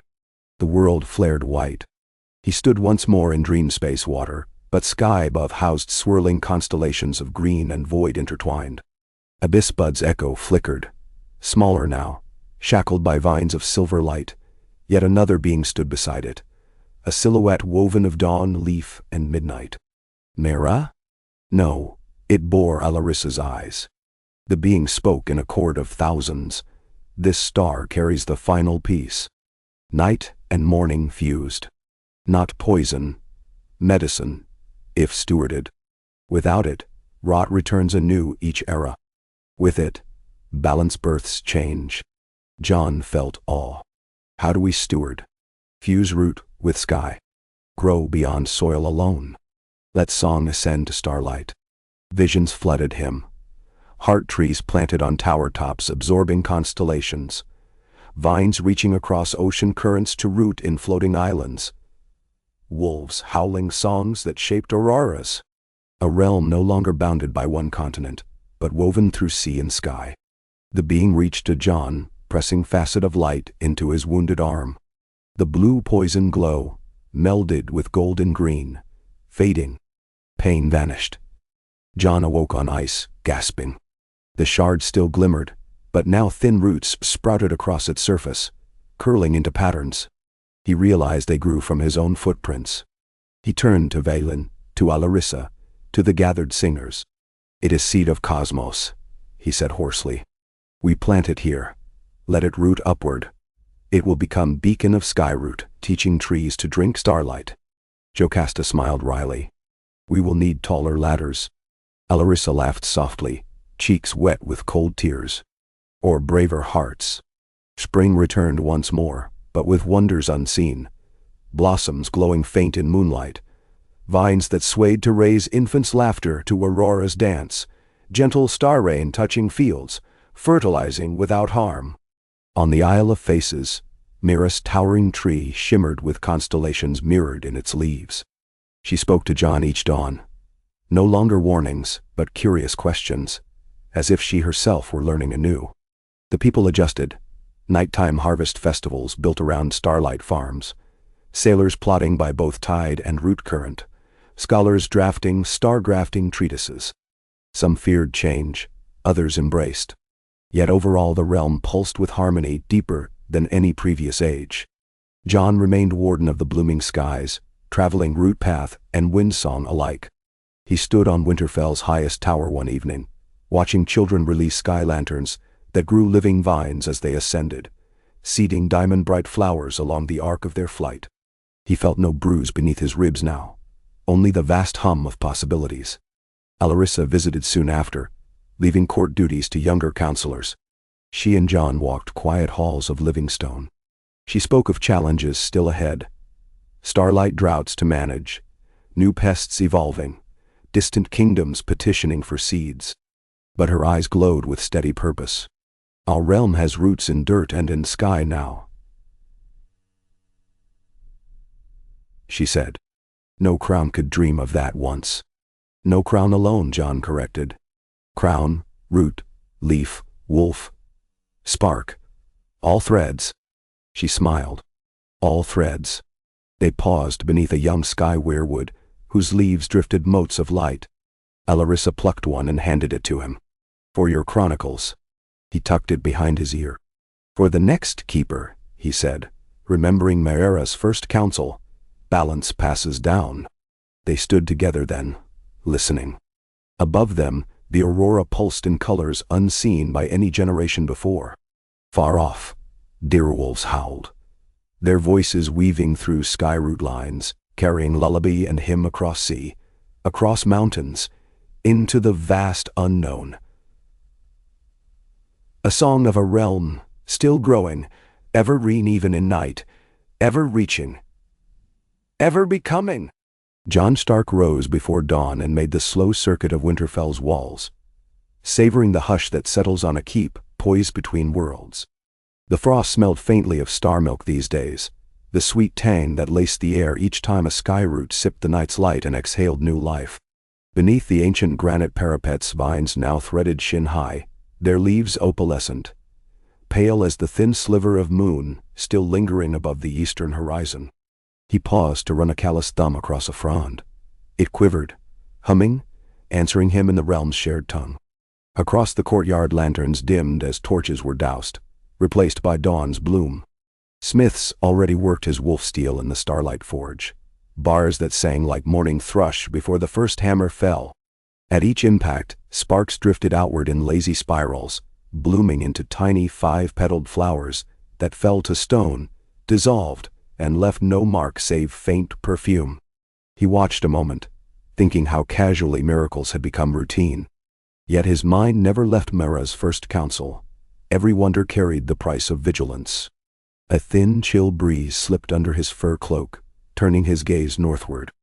There, the sky-weir woods lining the shivering sea's rim flickered in strange rhythm, as though a pulse coursed up their trunks too fast to steady itself. He felt it in the back of his skull, a staccato tapping. Not danger, not yet, but the promise of imbalance. He murmured to the roots underfoot, sending a thread of thought through frost-hard earth toward the Isle of Faces. Meera answered with a single image, a seed suspended in endless dark, tumbling and brightening as if struck by sunlight, no mortal star emitted. He frowned. A fragment of the cosmic shard? Or something newer still? He had felt no such presence since the shard's landing months before. Fresh danger or fresh gift, impossible to tell until closer study. Down in the hall at break of fast, letters lay waiting with steam curling off honeyed porridge. Branwen Tarth had sent word from the newly christened Starhaven on Cape Wrath. Her western sky roots leaned out over the waves at night, coaxing unknown glowing plankton that churned into tide jellies. Sailors woke to find 8-foot rings pulsing mauve in sheltered coves. Harmless, but startling. Farther east, Valen wrote from Braavos that the first foreign sky tree thrived on Titan's shoulder, yet its leaves hung limp by dawn as if some great exhale stole their vigor. Meanwhile, Lady Margaery reported that Dawn's seed-rich loam healed faster than lords could tame it. A single night turned rabbit-nibbled stubble into waist-high rye. She feared a feast too abundant might draw predators older than farms. He looked up to find Grey Tom, his eldest grandson, watching warily as he skimmed each scroll. The boy's cheeks still rounded with youth, but Stark blood ran strong and seriousness sat early on his brow. "We've spread the gift far," Grey Tom said. "Gran says when milk flows too quickly, calves drown." "We measure every cup," Jon answered, though he felt the blind spot all leaders share. A realm grown beyond even Meera's first dreams, its edges expanding faster than council could tally. He finished breakfast, retrieved the Cosmos spear, and made for the rookery. A direhawk crouched restless upon the highest perch, tilting its head to follow his steps. Ghost was gone these 2 years, buried beneath the heart tree where snow never lingered. But his line endured, and this bird's pale eyes reminded Jon of the old wolf's final gaze. He stroked its neck, whispered coordinates only experienced hawk riders knew to speak. The longitude of Deepwood's shard beacon, the latitude of Braavos' sky tree, and one more speculative, an unconfirmed signal far northwest, near the ragged ice islands of thrice-frozen sea. The hawk shifted, locking each coordinate in memory, then thundered off into whitening sky. By midday, Jon had conferred with maesters, singers, and the Thornguard captain, assigned to Winterfell. Wolves had begun digging shallow dens beneath the courtyard's newest sky root, restless without knowing why. Singers guessed shifting resonance, perhaps solar winds, perhaps something tunneling beneath the ancient permafrost where void met star. Whatever stirred, it drew predators. A white harbor envoy spoke of bony eelpike sluicing upriver by the hundreds, snapping at oar blades, their flanks lined with crystalline barnacles glittering starlight green. The decision came easily then. He summoned Maya Umber and Bronwyn by glass candle, instructing them to meet him at Lonely Light, last of the Iron Islands and nearest tether to the uncharted ice. There they would gather a mixed party, Thorn knights well versed in Leafire weapons, wardens of ash bearing void-tempered shields, star smiths from Dragonstone, and 3 wildling wargs who had begun hearing songs from seals in their dreams. Alarissa must be told. He penned a quick note and entrusted it to a swift nightjar already pulsing with courier's haste. At dusk, the Queen's answer arrived on wings black as soot. She journeyed north herself. Jocasta sailed with her, Valen too, and a small cadre of Braavosi star adepts eager to study any new shard. They would rendezvous at Lonely Light in 5 days, weather permitting. John paced the battlements long after curfews were called, the Cosmos spear glowing faint at his side. His wound no longer ached, but stars bristled overhead, flashing quick, white, then green, like unseen hands dragging flint across night's stone. He feared they were portents rather than simple meteors. The journey to Lonely Light began at dawn. Wolves loped southwest across snow-dusted heaths, clearing paths for sleds that glided over a thin crust of hoarfrost. Singers chanted rhythm to keep roots docile under runners, lest a sudden pulse erupt into vines that might capsize the sled. They crossed the last river's frozen span by midday, turned west along sea bluffs, where sky-weir woods bowed inland to catch amber daylight. Grey Tom rode at Joan's side, wielding a half-finished wolf steel polearm. Its edge shimmered with still-cool runes. The lad asked constant questions. What anchored sky roots to stone cliffs? How did one train a vine to drink moonbeams instead of soil salts? John answered what he could, but left room for the lad's own theories. He'd learned teaching mattered more than telling. When they reached Deepwood Motte for resupply, Bronwyn was already there, counting sky blossom gourds packed for voyage. She reported that western seas grew restless, whales breaching at midnight, seemingly drawn by songs none could hear. She'd glimpsed silver banks of fog that parted for her javelin ship only after a singer at bow switched melody from lullaby to something like funeral dirge. The fog responded, she said, grew arms of itself, beckoning. John frowned. A siren cloud? Or a gate? She mused. Leading somewhere we're not prepared to enter. They left at first tide aboard the Owl of Dorn, a sleek vine catamaran whose twin hulls each bore living ribs, root arches just flexible enough to ride a swell without cracking. The sea welcomed them with glassy stillness at first, but by third night polar winds rolled heavy, dropping ice splinters that rang off deck like ceramic shards. Stars vanished behind high cloud, yet faint auroras glimmered below horizon, the light of sky roots beyond sight. On the 4th night, a hissing filled the dark, ice shards pelting sailcloth too evenly to be random. Branwen loosed a lantern. In its glow, they saw arrow-like crystals embedded in canvas, crystal tips exhaling vapor that smelled of scorched mint. When sailors pried one free, the shaft dissolved, leaving only a smear of fragrant frost. John collected several into a vial. They were not natural ice, for they bore symmetrical facets, and within each facet he glimpsed shapes, petals, claws. Before they melted, the hissing faded by dawn, and they sighted Lonely Light, a tall finger of black basalt crowned by starroot canopy. Wind-lashed docks jutted from its eastern lee. Maya Umber's Ironleaf already bobbed there, sails furled. Thorn Knights unloaded crates of Leafire firepots, while Warden of Ash detachments stacked void steel plates into improvised bulwarks along the pier. Alarissa stepped ashore hours later, Jocasta right behind, Valen leaning on Ash staff. The Queen's traveling cloak was woven from dawn silk, fabric tinted by first sunrise after cosmic fusion. It rippled in purples that bled to gold, then faded again. Yet her eyes fixed on Joan's vial of mint ice arrowheads with something like dread. We found similar shards in Braavos Harbor, she murmured once greetings were done. Only those carried tiny eggs at their core. They melted. The eggs hatched into fern-scaled minnows that chewed through anchor ropes. More Void Dawn hybrids, Velen said, voice dry. Nature tries new forms at edges of boundaries. Some break their cradles. John guided them up basalt staircases to the island's summit where a sky-weir wood overlooked the sea. It stood shorter than mainland kin, bark bleached bone-white by salt, yet its leaves shimmered star-green even at noon. Beneath its roots, an observation platform had been erected. Glass instruments, bronze tubes, iron mirrors designed by city smiths and star adepts. Maya explained the latest phenomenon. Each dusk a humming rose from the sea northwest of Lonely Light. Low, nearly subaudible. It rattled bones more than ears. The sky above those waters flickered negative aurora, black tongues lapping upward. Fish fled, birds passed overhead in broken formations, as though magnetic north had shifted. Last fortnight a reef of ice surfaced, cratered at its core. Observers saw faint inner glow, green fused with void blue.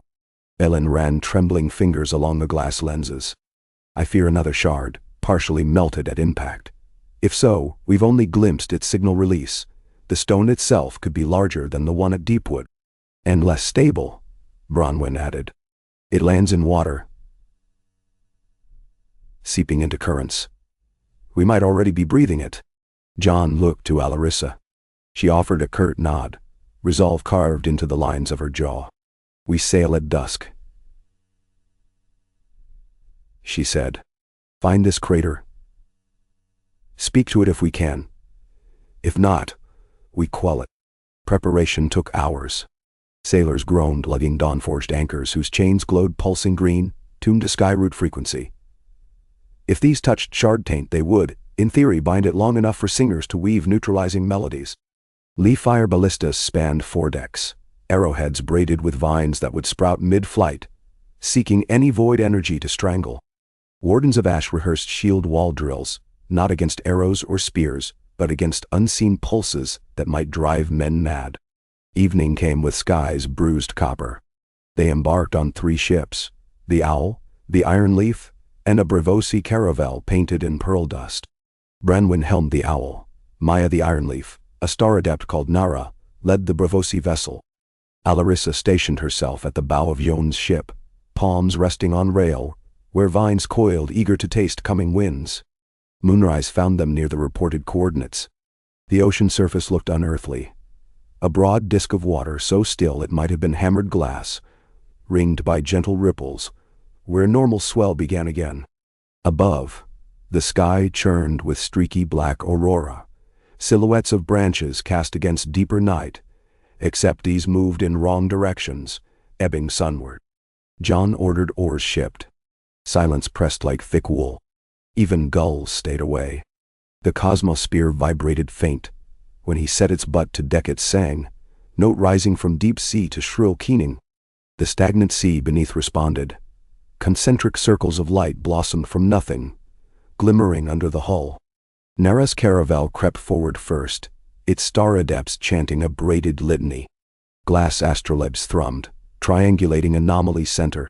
Then, with sudden lurch, something vast stirred below.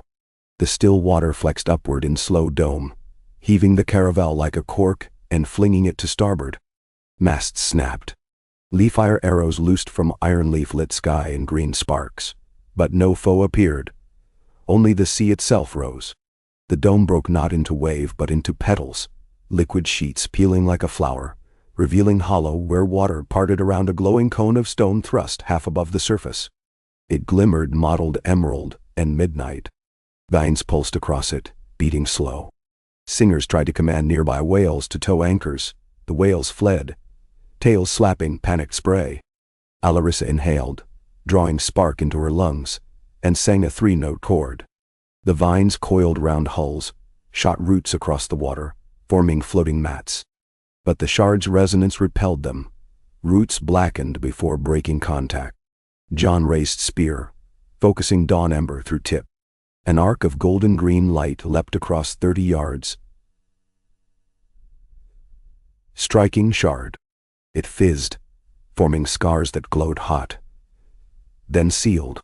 A single tendril of dark aurora snaked downward, touched the spear's beam, and traveled back. John wrenched weapon away. Sparks spraying. Vaylin shouted over chaos. It anchors itself by inversion. Your energy feeds it. Maya barked at thorn archers. They fired leaf-fire nets. Each contact point hissed but held fast, vines struggling to gain purchase on slick surface. Jocasta steered Ironleaf dangerously close. She vaulted rail, landing atop Shard with cat-like grace. Void steel boots she'd fashioned for traction bit its flank. She set a dawn alloy python, hammered into crack. The Shard howled, a note that made teeth bleed. John felt drumbeat in bone. Not malevolent exactly, but desperate, confused, like a lost child sprawling in alien world. He called out in mind voice, learned from Mira. Who are you? Images flooded him.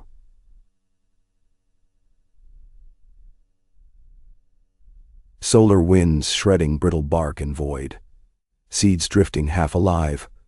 A chorus of cosmic trees seeking foothold on planets where soil sang. This Shard was such a seed, but mutated by sleeper dust mid-voyage. It landed hungry, unable to root, tearing nutrients from sea itself.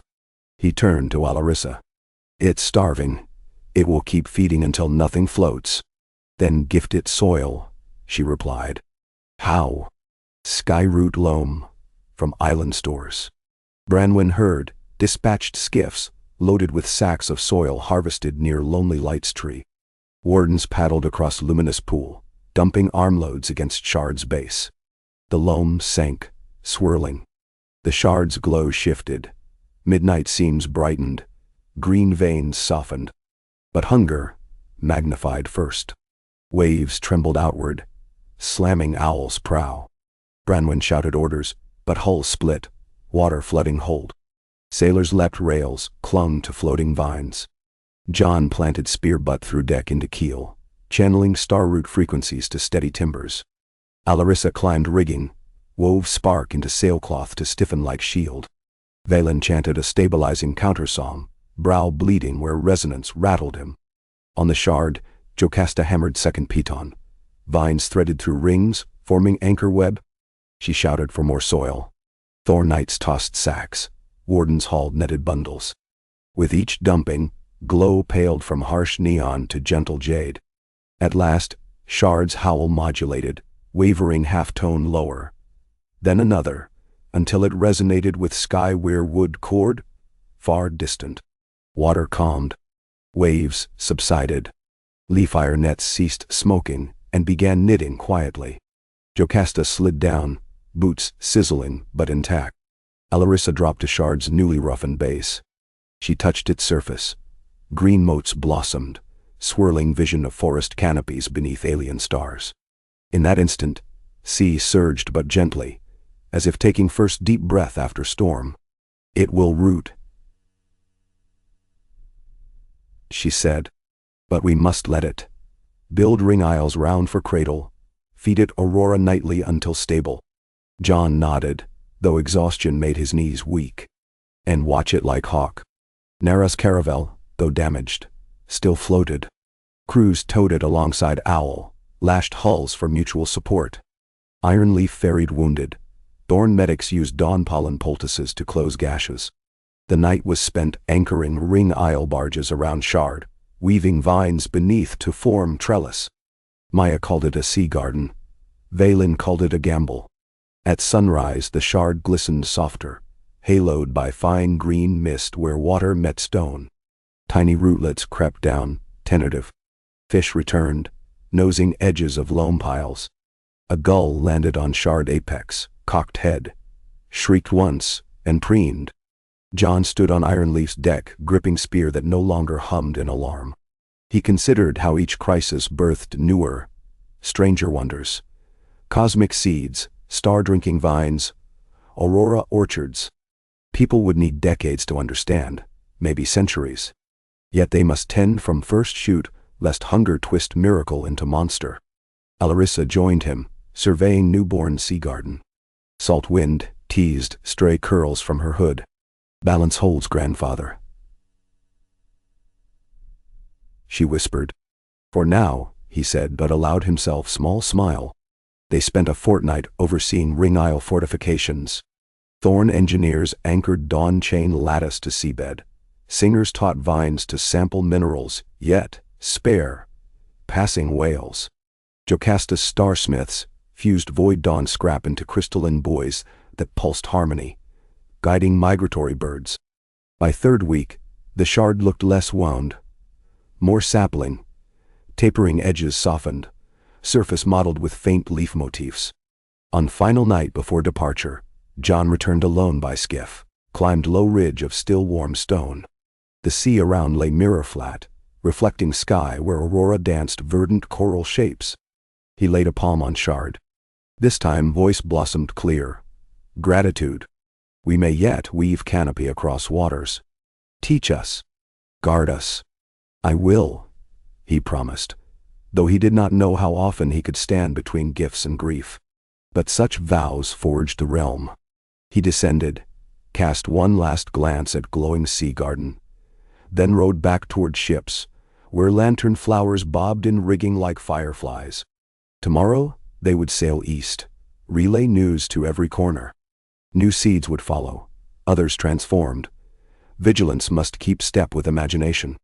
Yet for that breath, balance felt not fragile but vibrant. Music hung in perfect tension before next daring chord. He closed his eyes and heard Maera's laughter threaded through wavelap, light as leaf kiss, bright as newborn star. The fleet returned to Westeros on winds that smelled of strange minerals, trace whispers of the sea garden they had left behind. John felt the tang settle on his tongue each time he inhaled, a metallic sweetness that reminded him of childhood days licking snowflakes from mittens and tasting distant skies. Along the deck, sailors exchanged wide-eyed recollections of the shard's feeding hum, retelling the moment Jocasta's piton struck the stone and the ocean sang back. Some glorified their courage, others spoke of nightmares that still twisted their sleep. Every vessel carried jars of the new loam, carefully sealed in vineglass, to gift the citadels that would study its properties. Under moonlight the jars glowed a faint jade, as if remembering the throbbing sea below the shard, where they had first found purchase. Alarissa stood often at the prow, fingers stroking the rail in a rhythm too complex to be idle. John heard her humming counter melodies, one part leaf, one part spark, one part something else. When he asked what new note she chased, she merely smiled, saying, "Even Meera hums differently since we fed the starseed. Our realm's song has gained a harmony none of us yet knows." They made landfall at Old Wick, where storm wolves greeted them upon kelp-strewn beaches. A score of ironborn chiefs waited beyond, summoned by raven and by curiosity. Their banners, once stitched with krakens and hooks, now bore additional emblems, slender white branches that curled into foamy spirals, tribute to the covenant with the root crown. The chiefs bowed as Alarissa approached, though pride stiffened their necks. Until recently, the Ironborn had measured honor by theft and reaving. Now they guarded ring aisles and chanted lullabies to the shard sapling in shifts. The youngest of them, Roderick of Orkmoth, confessed to John that he could not sleep unless he heard the seed's heartbeat echoing in his ears. "Silence feels like drowning," he said, gaze hollow. John clapped the boy's shoulder, offering no remedy but to keep tending, keep singing, keep trusting balance. He knew addiction to wonder could cripple hearts as surely as terror. The fleet dispersed. Jocasta sailed south to King's Landing with Valen to convene a colloquium of smiths and maesters. Branwen led the Owl of Dorne toward the stepstones where fog gates beckoned uncharted currents. Maya returned to Lonely Light to anchor the nascent sea garden. John and Alarissa climbed atop Dyrox bound for the Isle of Faces, craving Meera's counsel. The journey took half a day, their mounts streaking across skies ablaze with new constellations. Where once the aurora flickered only at night, now faint ribbons lingered at dawn, shimmering like ghosts reluctant to leave. Far below, patches of farmland glistened from freshly fallen stardew that made wheat sparkle. John wondered if the people felt comfort or creeping dread, waking beneath a sky that refused to forget the dark of space. When they landed amid Meera's towering canopy, fragrant gloom pressed in from all sides. Roots writhed up to greet Alarissa's boots, tracing arcs across moss as if drawing spirals she alone could read. She pressed a hand to the bark and shut her eyes. John waited, silent. Moments later, the roots stilled. Alarissa turned, her pupils wide as twin moons. Another seed tumbles. She whispered, "This one is colder. Hungrier." It passes near the shivering sea and folds within itself, sharpening like a blade. John imagined a celestial shard shaped not as nourishing cone, but as spearhead. "Will it land?" he asked. Her throat bobbed. "I don't know. Mira can't see that far yet. The sky is full of noise." Noise indeed. In Maester Velin's absence, citadel glass candles flickered with static so fierce scribes compared the sound to bees inside their skull. Ravens grew restless, pecking messages until lines blurred. In Harrenhal, newly cloaked in vines thick enough to hide melted stone, children claimed stars whispered riddles through their bedroom shutters. Some woke with streaks of green dust on their pillows. The dust, when collected, formed crystal flakes that floated upward until sunlight burned them into haze. Panic spread only faintly. The people trusted their queen, their wolves, and their vines. Yet John sensed a shiver behind every harvest cheer, as if Westeros waited for the next test. He departed the Isle to inspect the northern skywoods that flickered earlier that week. Grey Tom rode with him, eager, spear balanced across his lap. They found those weirwoods swaying even in still air, leaves shedding motes of starlight so dense the snow beneath looked like coals. Beneath one trunk, a fissure yawned. Fresh, narrow, exuding breath like iron chilled beyond frost. When they lowered lanterns, they glimpsed carvings in the walls. Not runes of first men, but glassy geometric glyphs, as if ice itself had grown language. Grey Tom suggested descending ropes for closer study. John forbade it. The wound in the earth felt not invitation but lure. He sent direwolves down smaller vents. Each returned whining with paws coated in metallic dust. The dust pulsed similar to Void Dawn hybrids. They sealed the fissure with living bark and posted singers in rotation. Yet nights later, John dreamed wolves tangled in vines of ice, their howls silent, echoing across stars. He woke drenched, arm wound tingling even-healed. Dawn showed rimward sky dull, amber clouds swirling opposite prevailing winds, as though shaped by an unseen swirl high above. Flocks of ravens changed routes to detour the amber sky. Fishermen reported meros singing low dirges before vanishing in deep trenches. Word arrived that Valen's colloquium erupted in argument. Braavosi star adepts desired to mine more shard material to craft sky anchors, claiming they could regulate falling seeds. The maesters countered that disturbing cosmic roots risked cracking the firmament, letting in chaos. Jocasta attempted arbitration, but factions formed. Some smiths smuggled Void Dawn fragments out of the city nights after debate, planning clandestine tests on Dragonstone's ancient volcano slopes. Jocasta wrote to John, despairing that curiosity might soon outrun wisdom. Alarissa convened the first assembly of constellations, a gathering of rulers from every allied land. Lords of Winter, Kraken princes, Reach queens, Carthene trade monarchs, and sultanas of Mantares attended via vine mirrors floating in misty courtyards. Alarissa proposed a pact. No single realm would touch new cosmic shards without unanimous consent and oversight by the Root Crown and the Isle. Dissent brewed. Quarth argued that shards belonged to heavens, thus to all. Braavos demanded equal voice to match their gold. Dorne, remembering ancient dragonlords, urged caution but withheld ratification until desert anomalies, purple mirages that left glass footprints, were explained. The assembly ended in fragile truce. Shards would be monitored but not exploited, though enforcement remained murky.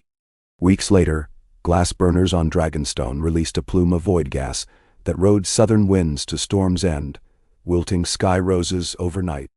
Bees feeding on those roses carried tainted nectar to hives as far north as Haystack Hall. Newborn honey glowed violet and turned bitter. Knights drank it during tourney feast and fell into waking dreams, seeing constellations crawl across ceilings, hearing unborn seeds cry for milk. Word reached King's Landing, sparking council emergency. Jocasta, furious, tracked smuggled fragments to a cave beneath Dragonmont. She stormed the site with Thorngard, fighting forged automata carved from obsidian keyed to cosmic pulses. She shattered the rogue smith's crucibles, but fumes already seeded the volcanic breeze. John met her outside the cave as night fell. Sky above Dragonstone shimmered, bruised indigo. She was bleeding from the forehead, cloak scorched. Curiosity. She spat, undone by ambition. They burned every remnant of shard in wild leaf fire, ash spiraling crimson into dark. Yet next sunrise, drifting ash coated the sea like black pollen. Dolphins coughed, thrashing near shores, their skin blistered in star-shaped welts. Singers rushed to weave balm whirlpools, but the sea would remember. Maester reports showed weather skewing across hemisphere. Warm winds jutted north in winter. Auroras flared even at sunspear. Sky routes over Old Town flickered then dimmed for entire hour. Alarissa narrowed trade lanes, posted sentinel fleets where currents met cosmic flow, but she knew nets could not hold dreams or dust. She recalled John's lesson, endless tending. She ordered creation of watchers of the upper green. Skyward lookouts stationed in towers topped with mirrors grown from reflective vine leaves, scanning for falling embers. John spent nights reading star charts with Valen, mapping paths of debris. They predicted 2 new objects grazing atmosphere within year. One small, one massive enough to birth a sea garden or a catastrophe. He proposed redirecting approach by weaving auroral jets, essentially using charged sky routes as colossal magnetic sails. Valen theorized it possible, but demanded math beyond any maester's study. They summoned Rav Shari of Yiti, expert in dragon kites, and Lady Varan of Ashai, who read gravity like a second alphabet. Together, they drafted lattice diagrams. Vines grown to stratospheric heights, buds unfolding into silver petals that could flick cosmic fragments sideways. Risk. If petals tore, shards might scatter over wide swath of realm. The assembly debated for 7 dawns before approving test above the Sunset Sea. The test required a high canopy root tower. They chose mountaintop near Fair Isle, where granite spires already reached half the height needed. Singers coaxed sky root, seeds to scale the rock. Smiths wove frames. Wargs rode hawks to lace vine threads, with aurora fiber glistening like spun moon. For 3 months, the structure grew, part living, part forged, altogether magnificent. Finally, petals unfurled. 600 feet across, mirrors of hybrid metal leaf that mirrored stars even at noon. Alarissa dubbed the tower Morningward. As Morningward prepared, Grey Tom trained with thorn archers to fire stabilization spears should petals waver. Jocasta supervised forging of counterweights, slabs of dawn alloy anchored by bunkered roots far below. John oversaw rhythms, ensuring leaf song timed with spark pulse so wind would not twist lattice into knots. With every new piece he wondered if they pushed frontier too far, yet turning back invited passive doom. Launch night arrived at summer solstice. Moonless sky cleared. Signals traced along vine cables. Petals angled toward empty quadrant, where first shardlet would graze. At predicted hour a faint streak tore across heavens, trailing emerald vapor taut. Morningward pulsed, petals brightened, then quivered as shardlet's gravity tugged. A thunderless vibration shook the mountain, reverberating through Joan's teeth. He clenched rail, eyes watering. Slowly the streak bent, arc drifting north by degrees, skirting upper atmosphere before vanishing into space. Tower petals dimmed, then snapped back. Cheer erupted. Celebration lasted minutes before second tremor struck, greater, deeper. Alarissa's eyes widened. Valen shouted numbers. The massive fragment, far larger than charts claimed, hurtled behind the first, hidden by brightness. Petals pivoted, but lagged. The shard shone a baleful blue, its surface swirling with void frost. It clipped the outermost petal, slicing leaf metal as if silk. Sparking fractures raced inward, lattice groaned. Grey Tom fired stabilization spear. Vines leapt to follow, but tension tore second petal free. The fragment's path veered slightly yet still arrowed toward mainland, the north. John's heart sank. He shouted to throttle Aurora currents, but lines fouled where shards cut cables. The fragment rumbled overhead, storming north, tail-shedding shards like embers. Morningward listed, petals buckling. One collapsed, collapsing frame downward. Brunwyn and Thorn guard Dove from platforms as cables snapped, hurling debris into dark. John rallied searchlights to follow shard. Calculation suggested landfall near Skagos, or beyond into shivering sea. He and Alarissa mounted Direhawks, rising into night still vibrating with magnetic aftershock. Behind them, Morningward burned green, a wounded flower against stars. Yet it had deflected fragment just enough. New projections showed splashdown west of Skagos, not mainland. Relief tempered ambition. But risk remained. Sea contamination, shockwave, unpredictable hunger. They reached Skagos by dawn's gray. Clouds roiled like churned stone. The ocean below boiled where the fragments sank, geysers of steam venting skyward. Icebergs bobbed, their undersides scorched black. John guided Hawk through acrid haze toward a vantage rock. Alarissa hovered to his right. In the churning center glowed a ring of cerulean light. Fragments sight. No cone rose, it had sunk. Waves spiraled inward, creating maelstrom. Fish corpses floated belly up, fins crystallizing. They landed on cliff. Singer scouts gathered, eyes wide. Sea doesn't want it, one whispered. John watched currents war, warm and cold meeting, forging glassy foam. Tendrils of frost roped outward, turning liquid into spines that clinked like bells. Something pulsed from crater floor. Boom, that forced seabirds from air. Alarissa closed eyes. It sleeps hungry, twice the size of last seed. We need new plan. They signaled Thornfleet, but nearest ship 9 hours away. Singers proposed coaxing sea roots grown in Ring Garden to extend here, distance too vast. Vayin recommended volcanic vents to bury fragment in lava. Risk of steam explosions. John considered Morningward's pieces, broken petals still afloat downwind. Maybe they could corral shards pulse into focus, dampen hunger, until help arrived. He dispatched hawk riders to locate petals, tether them to floating vines.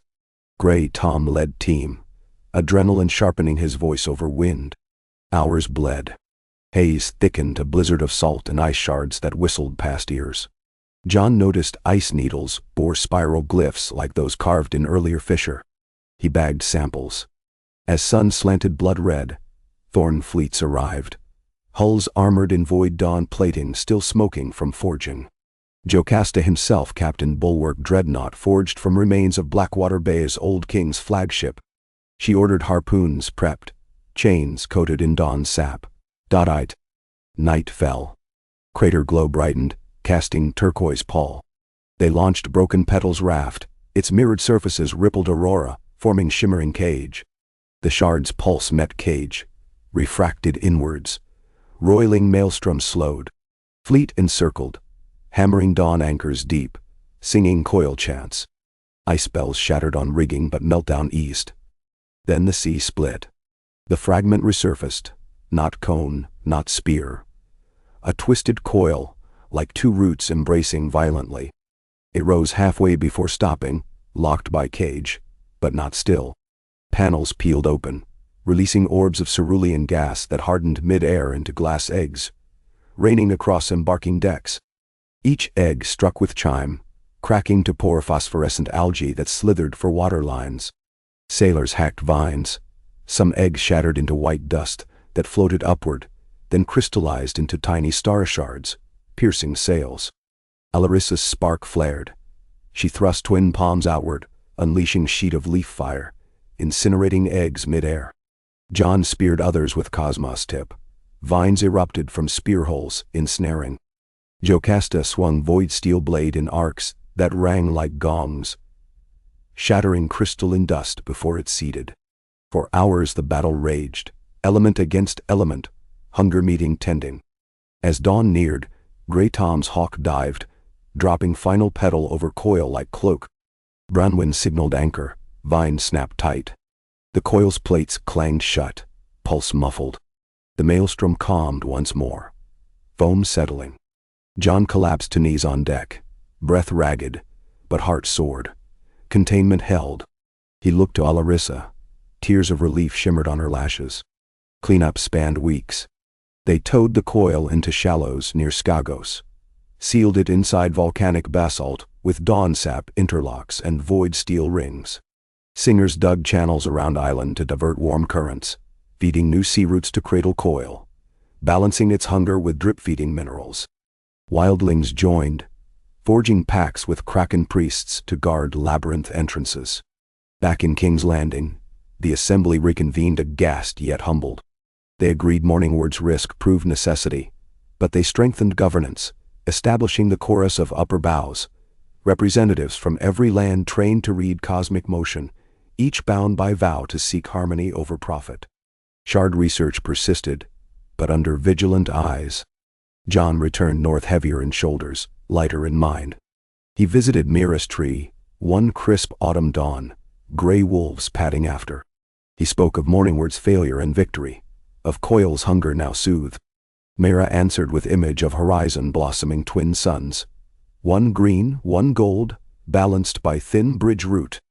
Beneath, countless people tilled luminous soil, laughing. He understood.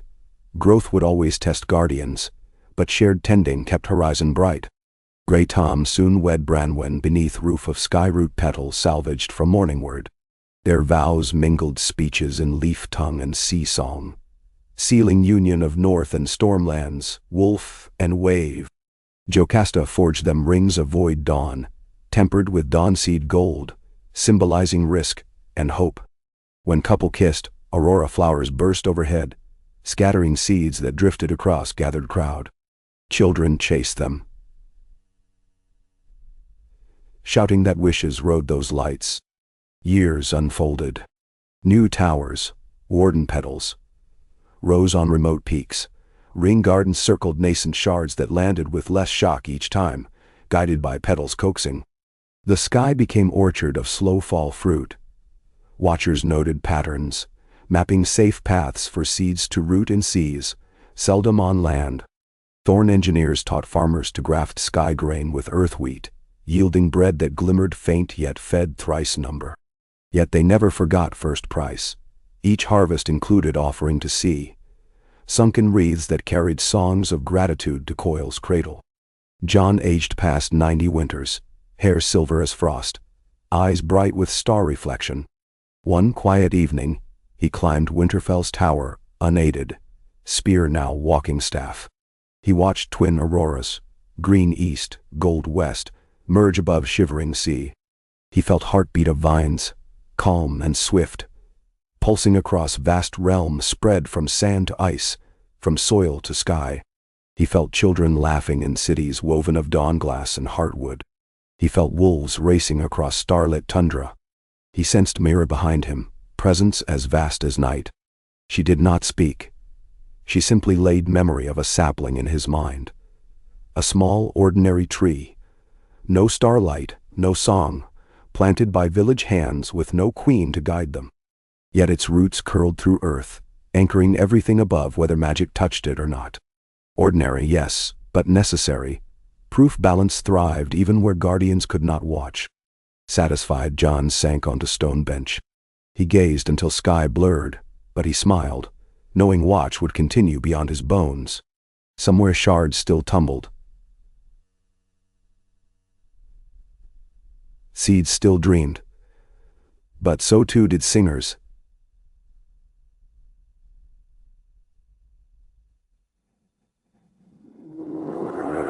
Smiths. Children. Wolves. The realm would never be finished. It would never be safe. It would simply live, chaotic, luminous, and forever worth the tending.